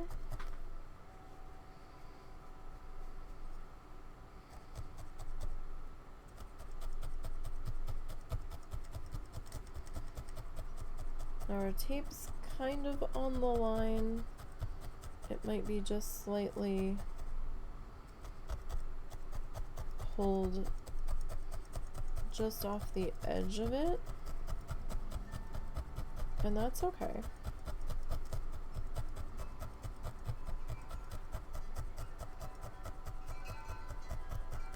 That gives us a little bit of overlapping room to work.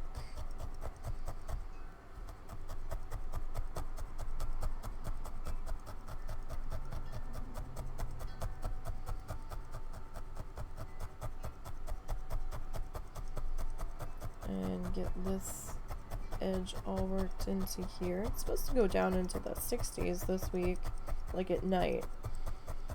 We're supposed to get up to almost 90 today. And then I think tomorrow night I saw like a low of like 65. I was like, what? Are you sure about that? Because that's a good difference there. Alright, I'm just gonna brush that down there. Okay. So, I'm gonna turn this way because we need to get in our edge here, and then we need to get this edge because that edge is exposed a bit more to where the trees are gonna come in.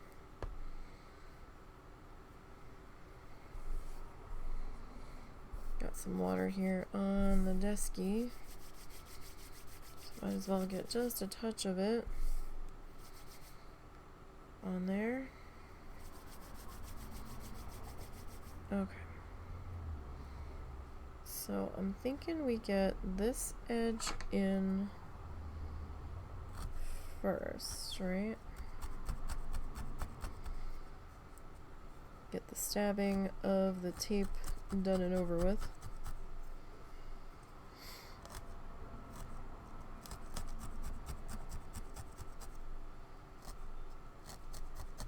Along this edge. I do have the felt crooked itself on the mat, but this should still be relatively straight when I straighten it out, when I pull it up off the mat.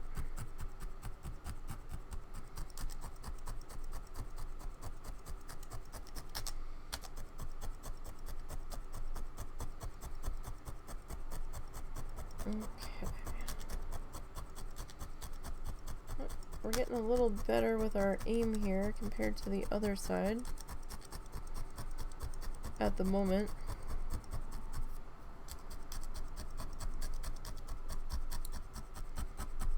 It's definitely a different scrunchy noise. Scrunchy, crunchy. It sounds different when we hit the tape.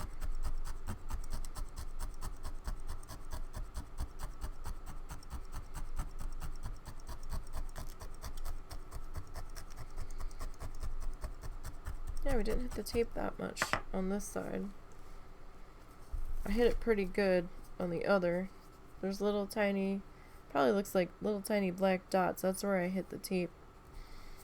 This side, there's a lot more of them. Alright.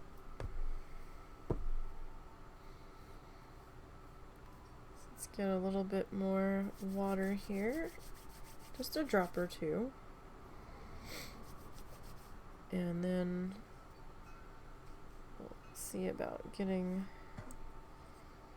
this line here worked in.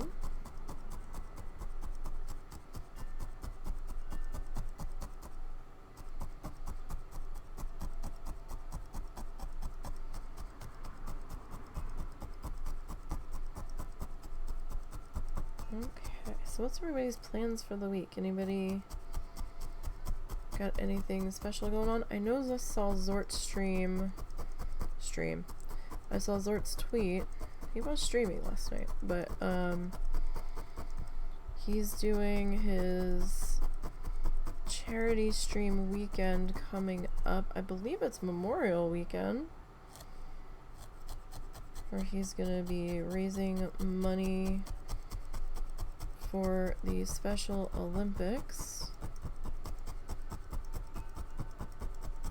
with his streams over the weekend in honor of his dad.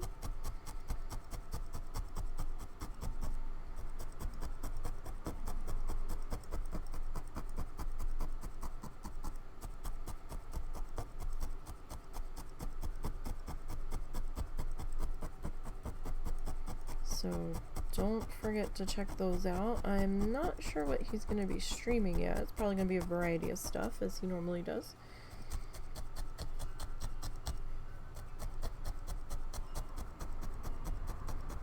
But that will be happening.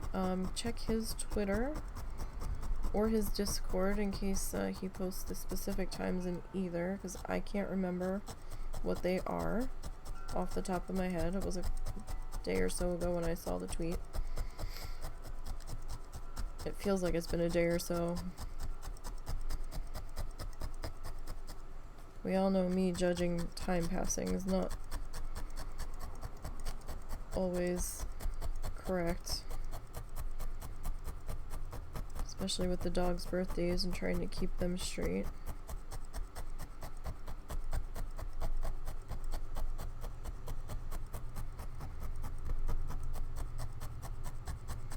Alright, I might add another piece here, gently. See how we came in a little bit there? Just to get us a little bit more even on the tape. I think that'll be a fairly better way to go here.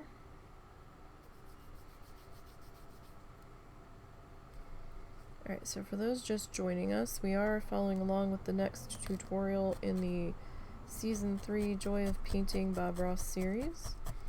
We finished up episode 11 last week. That was me hitting the tape. And we are starting episode 12 now. Yesterday, we worked on our planning sketch, where we were working out what colors we were going to use where, which was actually a little more challenging on this one than I had anticipated. But we're going to try something new with the mountains, since he's doing a little less of a detailed mountain, and it's just there in the distance. So he manages to get a couple different tones with the liquid white down and the paint that he's using, but still not a whole lot of detail. So I think we're gonna two-tone our mountain. Our sketch is in the upper left. Sorry, I have to stop and think about that. I get me left and me right confused a lot. I know which one they are, but dyslexic thing here. Stop and think about it.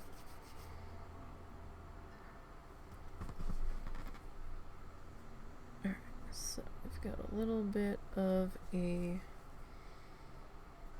gap right in here.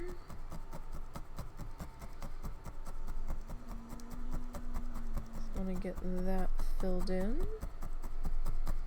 It's not like a gap per se though, maybe just thinner in that specific spot.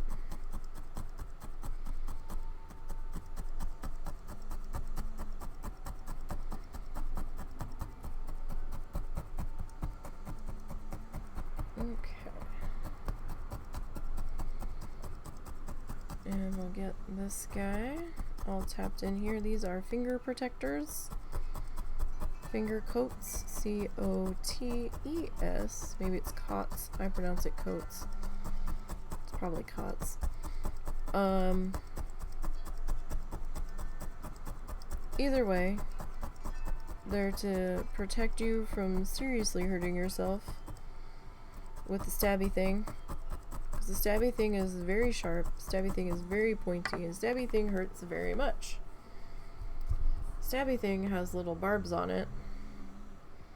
Those little notches cut into the needle. And they're there to grab the fiber and shove it down through all the layers to make everybody become one layer. But you don't really want that going through your finger. That's gonna be hell. to get out of said finger if it goes in far enough. So far I've been lucky and I've only like pin pricked the surface, but that's why we wear these, because sometimes I like to get my fingers in the way, a lot of the time, or they need to be in the way, especially if you're trying to do a critter. You gotta hold on to it. Now it is possible to stab through them depending on the angle that you're at and how hard you're stabbing. It is possible. I've done it, that's how I know. But it'll at the very least slow it down to keep anything too bad happening. So I highly recommend them. They do make your fingers a little sweaty. And I get little indents in because my fingers swell and stuff, so. But it's better that than a trip to the emergency room to get it removed safely without doing too much damage if you get it in too far, because like the length of the needle is like from here to here, and then this thicker part is like the more handly part of it, and it goes up into like a little L. The L shape is what's keeping it in the handle, so you can't exactly get that out very easily on your own if it goes in your finger too far, and who knows what kind of damage it might do. So these aren't toys.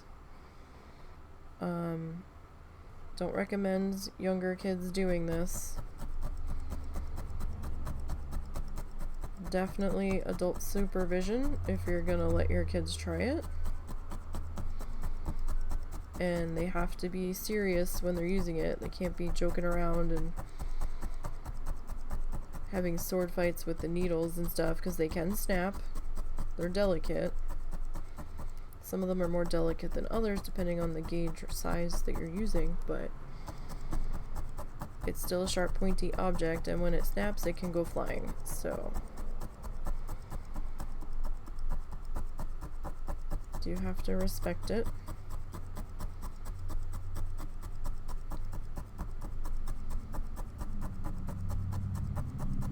I mean, if your kid's not mature enough to use a wood burner, they probably aren't mature enough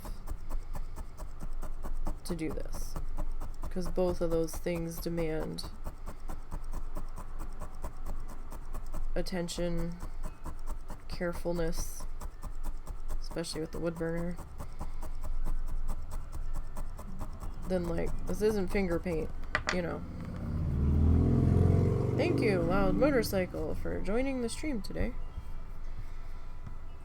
That was so delightful of you. Really. Thanks. Okay. We get a bit more of our fluff. We might just be able to finish, or almost finish, our sky here today. I'm gonna have to wake the husband up in a minute.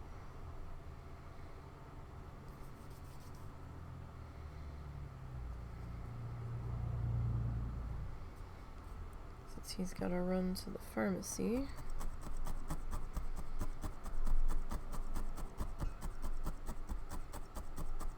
And I don't think he's gonna have enough time after dinner. And he should really go before it starts to get too much later, because traffic's going to be horrendous. I'm waiting to make sure school got out and cleared. School doesn't get out until 3:30. Oh, really? Yeah. Oh. And it's 3:15 now. And, unless they had a half day today, I don't know what Farmington's deal was. Alright, I'm going to do it after dinner then. It's going to be really tight, because they close at 7. It can be that tight. I'll be there by 6. It's alright. Yeah, alright.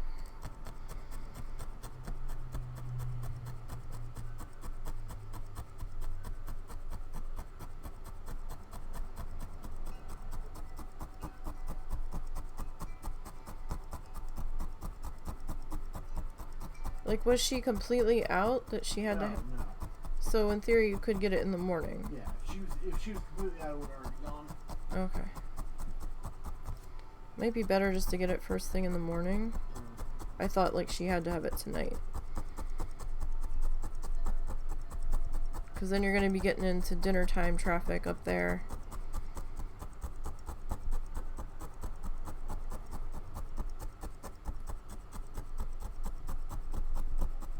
Well, it's not as bad as Fayetteville's dinner time traffic.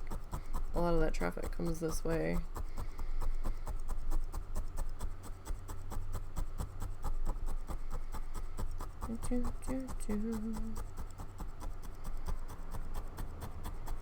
So we'll see how this tape on the edges goes. It's the first time trying that.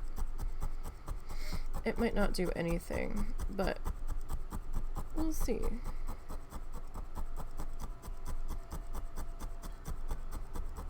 We'll definitely see if it helps.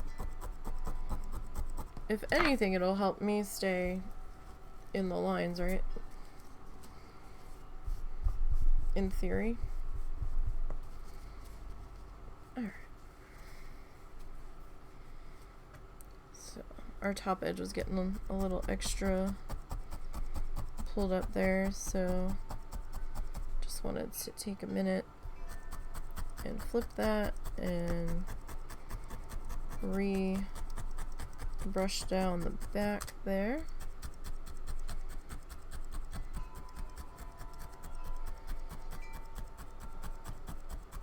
Wow, those wind chimes, man. They are singing today.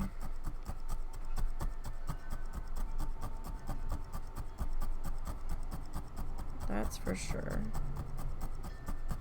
We need to get the strings run for... Oh, shit. Huh. I don't think we have enough yard stakes. We need to run the strings for our cucumbers and the peas that we're growing for the pigs.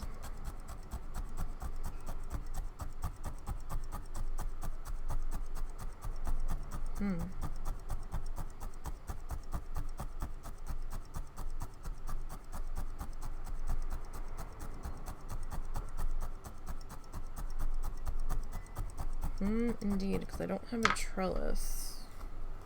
We're gonna run twine down for the vinies to grab onto, but I'm using a number of the stakes on my flamingos.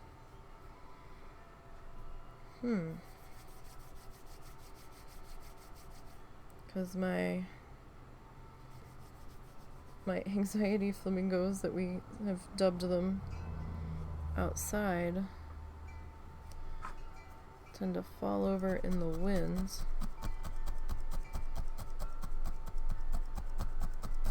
When the outside cat isn't knocking them over. She likes to climb in our planter box.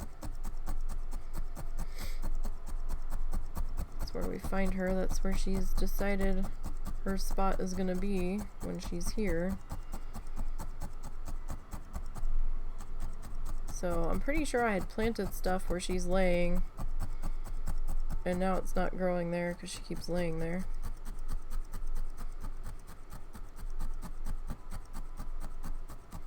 So there's this like one little square section at the end of it that's just dirt.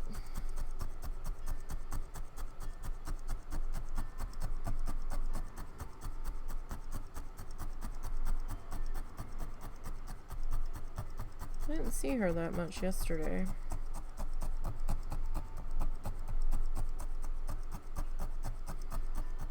So I don't know where she had disappeared to. I guess she found a quieter location to hang out in for the day. Though our neighbor says a lot of the time she's in their backyard too. So maybe she has a spot that's under cover over there.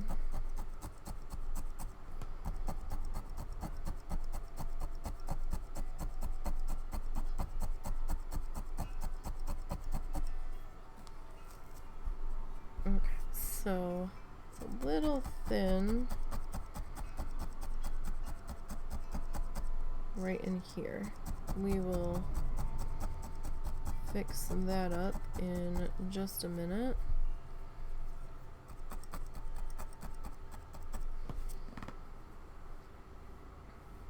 Alright, so what do you guys like to do?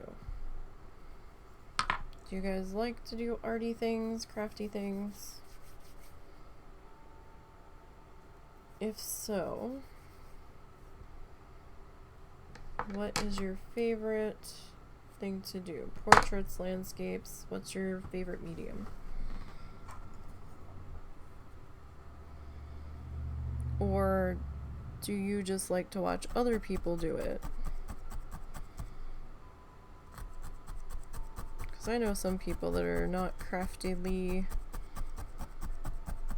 inclined, shall we say, but they like watching other people do stuff.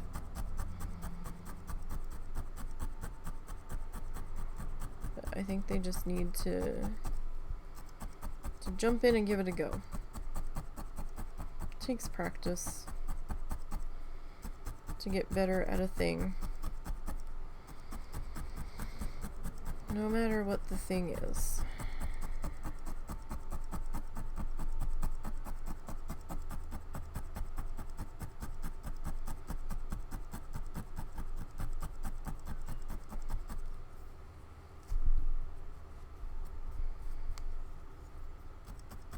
Okay. Get our next bit of fluffy stuff here.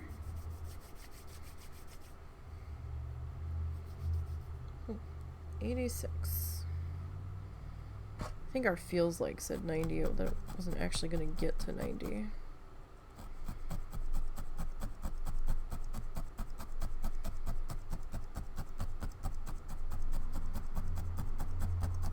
Doesn't feel like it's almost the end of May.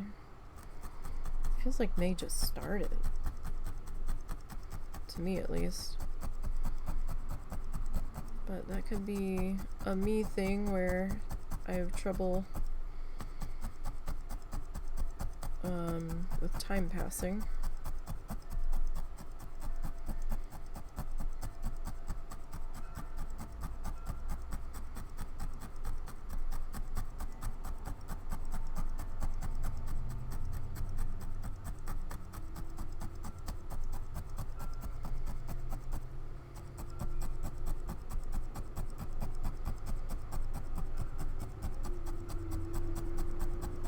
So we will see.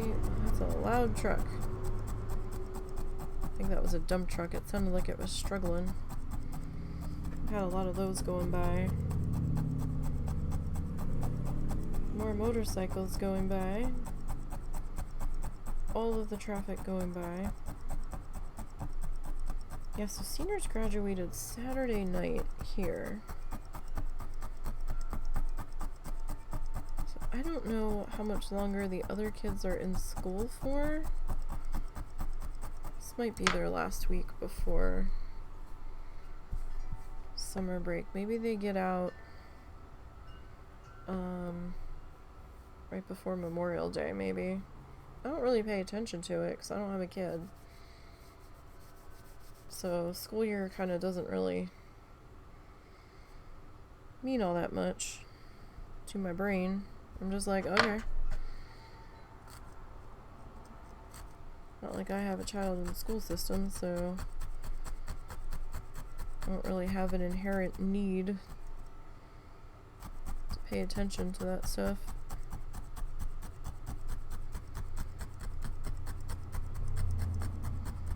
If I did, I'd have to have like a whiteboard with all sorts of reminders about this, that, and everything under the sun.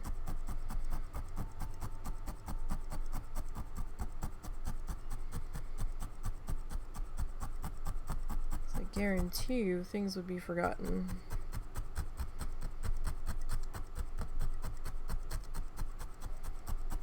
Sometimes even having notes doesn't fully help, but it's a start. It's a reminder at least.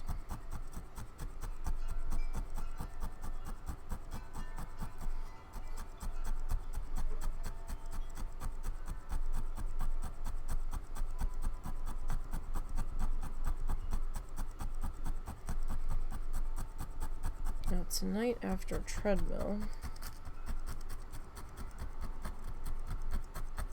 probably gonna try to get some editing done for like maybe an hour.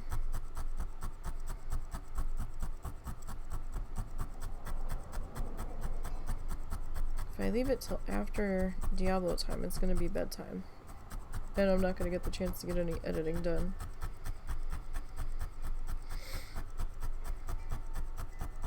But we'll see.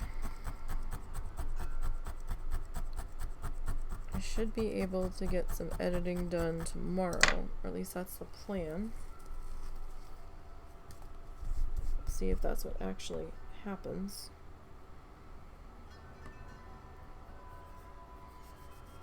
Okay, so we might not finish this section today, but hell, we've got a good start here, don't we?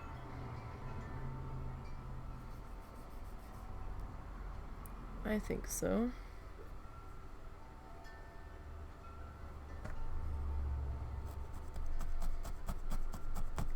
So, our fluff did pick up a little bit of the pen mixing into it right on these edges here, but I think we'll still be okay because I should be able to take our dark mountain edge. What were we using? We're using jam and vintage heather, so I should be able to take the jam and lay it like right on that spot and we should be fine.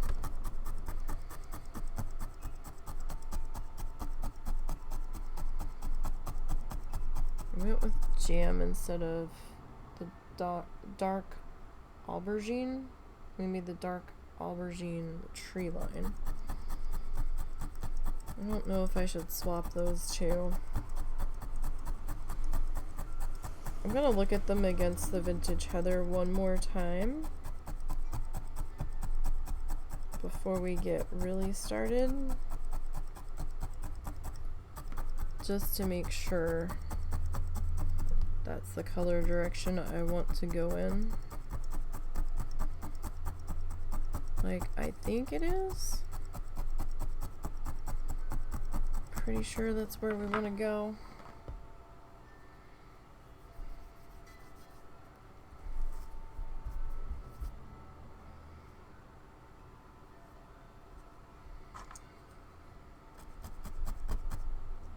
Alright, and we'll get this worked into here.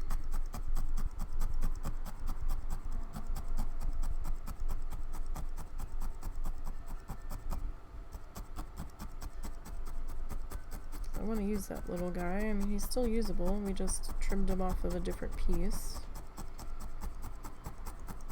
Don't want to lose him.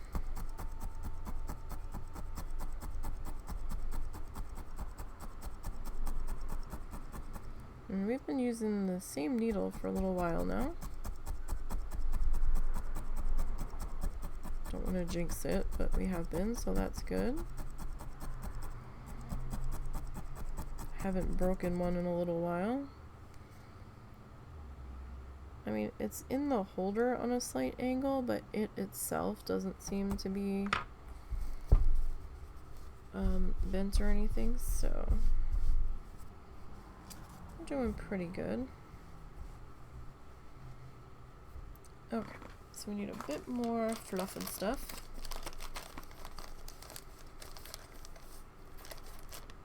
And we need a drink here.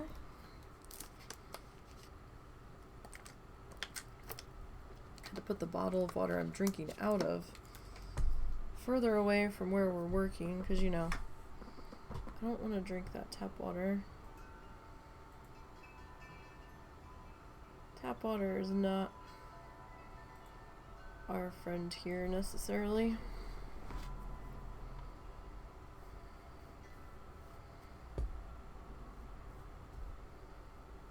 Alright.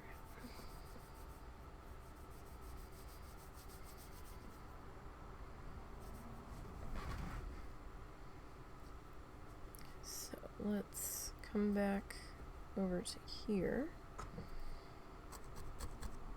And we'll start to get this one popped in.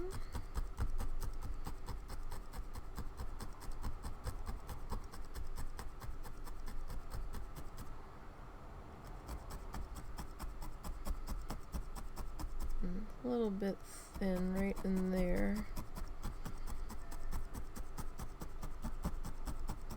So we'll have to add a little bit on top over there.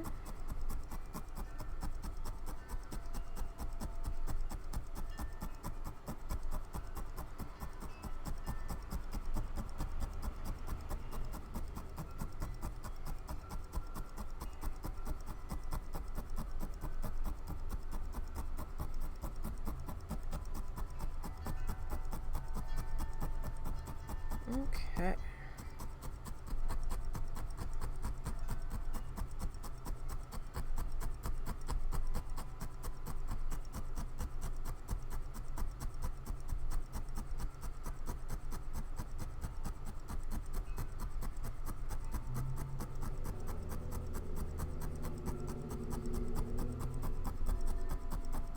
All of the loud cars. I guess they had a full day today. This is about the time of day school traffic starts going by.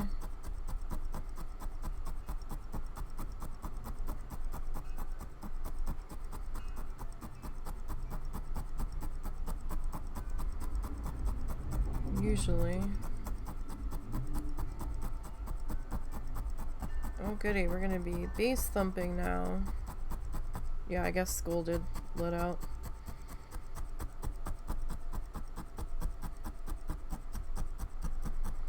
Okay, seriously though, if your car's bass is thumping loud enough that I can feel my chair vibrating in my house, I think you need to turn your car volume down a little bit on the radio.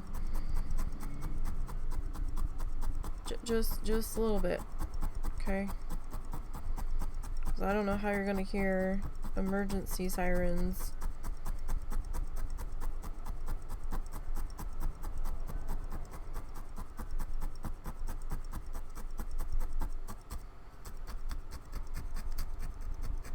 That's concerningly loud.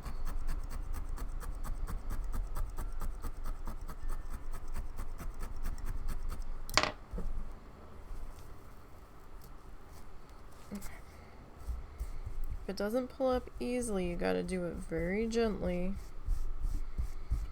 and slowly and just kind of work it up. It'll come up, you just have to have a gentle hand with it so that way you don't distort your pad either.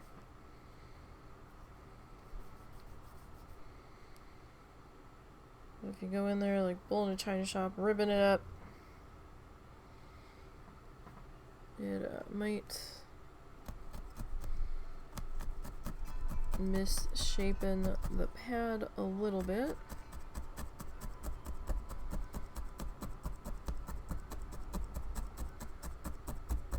It is a possibility. I've had that happen before to different pads.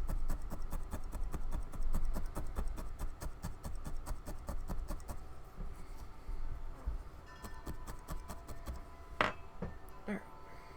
I need just a little bit. Do we though? This color's a little deceiving at times. Yeah.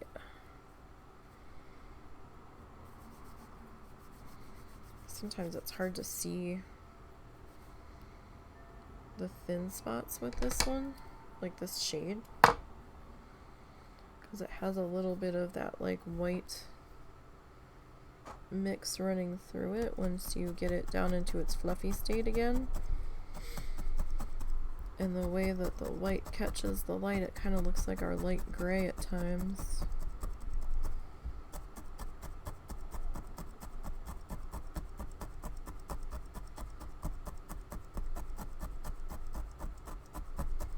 Okay.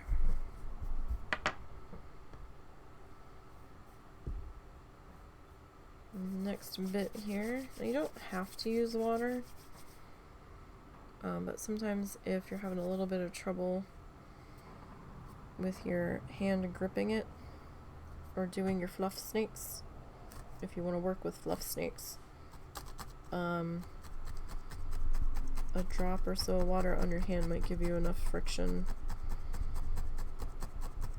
to hold on to the fluff.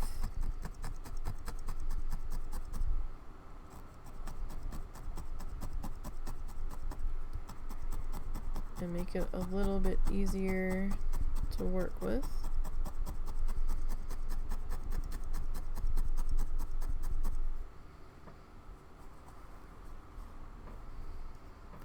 I think I'm going to take a little bit. I just saw it. That's why I'm stopping mid-fluffing, mid-stabbing.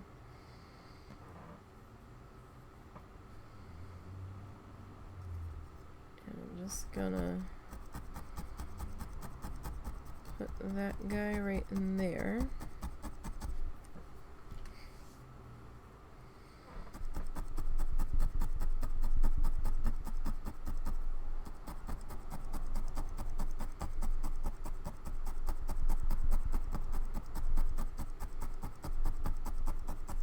Alright, that's a bit better. Okay. So come back over to here. Start to work in our latest bigger section.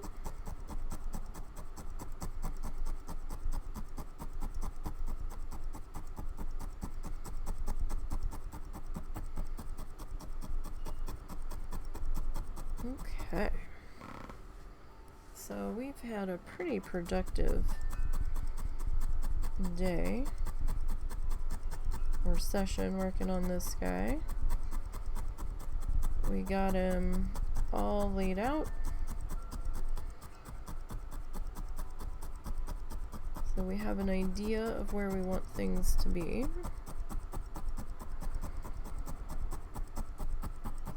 And we got our sky mostly laid in. Not real sure how many sessions this one's gonna be. We went, what, 12 on the last one? We've gone as many as 17, depending on how distracted I am and how involved it is that we're doing.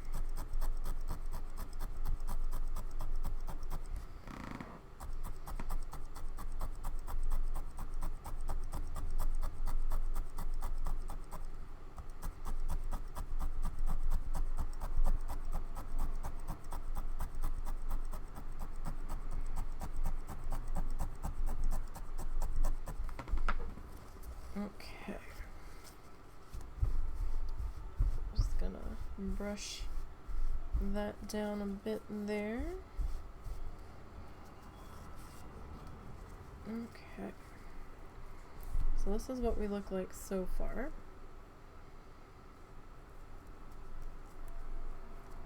I don't know if the tape's actually gonna help us here,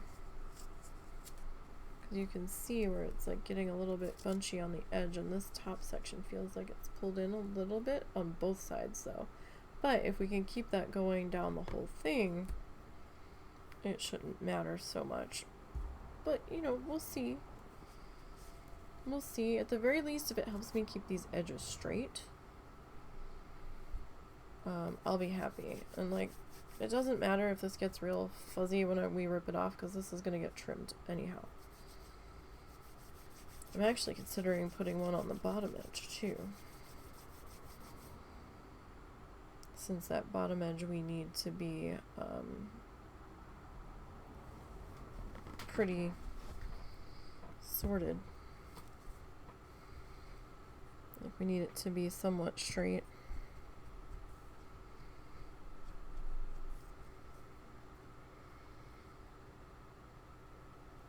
Okay. Get our next bit of fluff put in here.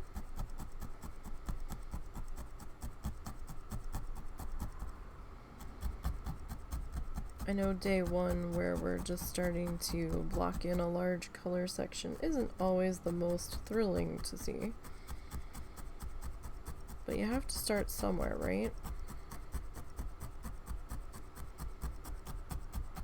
And it's kind of fun watching it come together and get filled in as we go.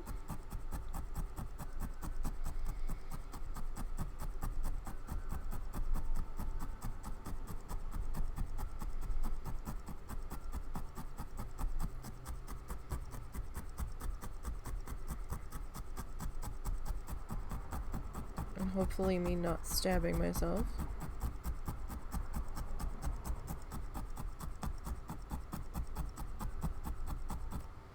It has happened. We haven't had to go to the emergency room or anything, thanks to our doodles here, but it has happened. Can't tell you how many times I stabbed myself when we were working on the lizard folk needle felted creature Reggie. Was that 2 years ago? A year ago? 2 years ago. Whenever we made Reggie, he's archived on the... Is he archived? Reggie might be archived on the Needle Felts playlist. I can't remember. But, oh, that thing was a nightmare because of the armature wire in there. I didn't have my, excuse me. I didn't have my padding thick enough around the wire. And,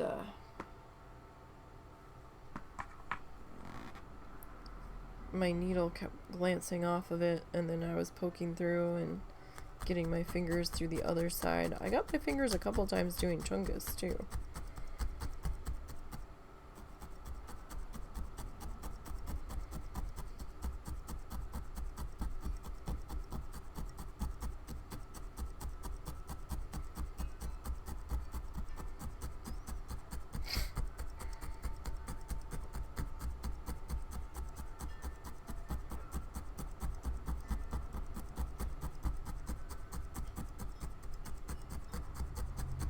And those hurt.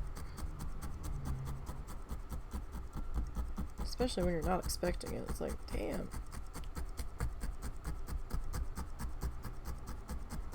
Nothing more serious than like you would prick yourself with a sewing needle on those occasions. But that was me being lucky. More than anything.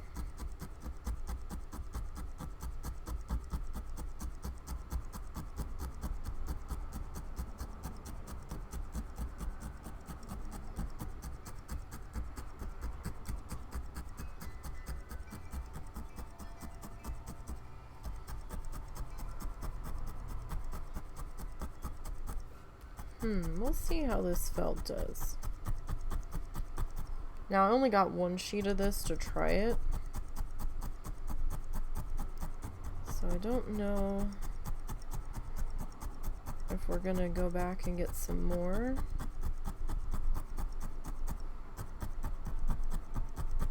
It's possible.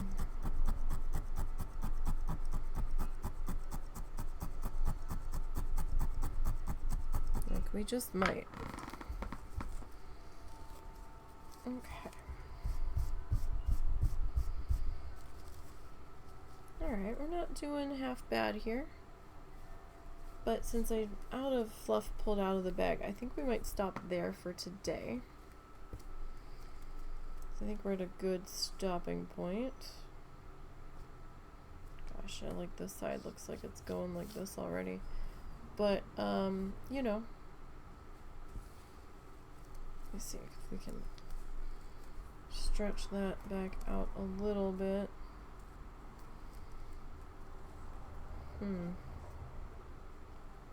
It might just have to be a little wonky. Might just not be anything we can do about that. But, yeah, I think that's a good stopping point for today. So this week we'll be doing Coral Island on Thursday. We'll be back in Planet Zoo on Friday. Planet Zoo will be finishing up our fire salamander exhibit, and we will probably be spinning the wheel at some point during that session to see what we're going to be doing next. Saturday we'll be working on our acrylic painting. Let's see, how far are we? We've got another tree, and we've got 2 more trees, and then the water to go. If I start early enough, we could potentially be done that this week. We'll see how the trees go on that. We'll see.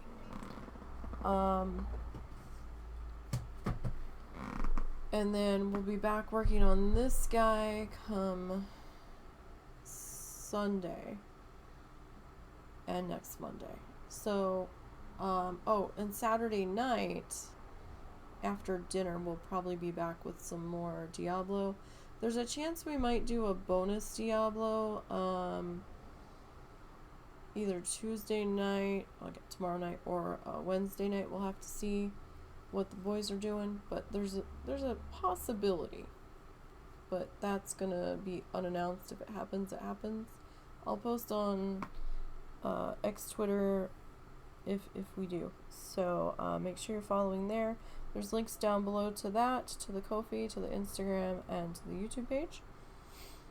I hope everybody enjoys the rest of their day and your week goes well.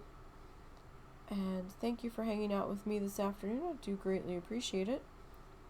And I will see everybody on Thursday for sure. Maybe before then. Until next time, you guys, have a good one.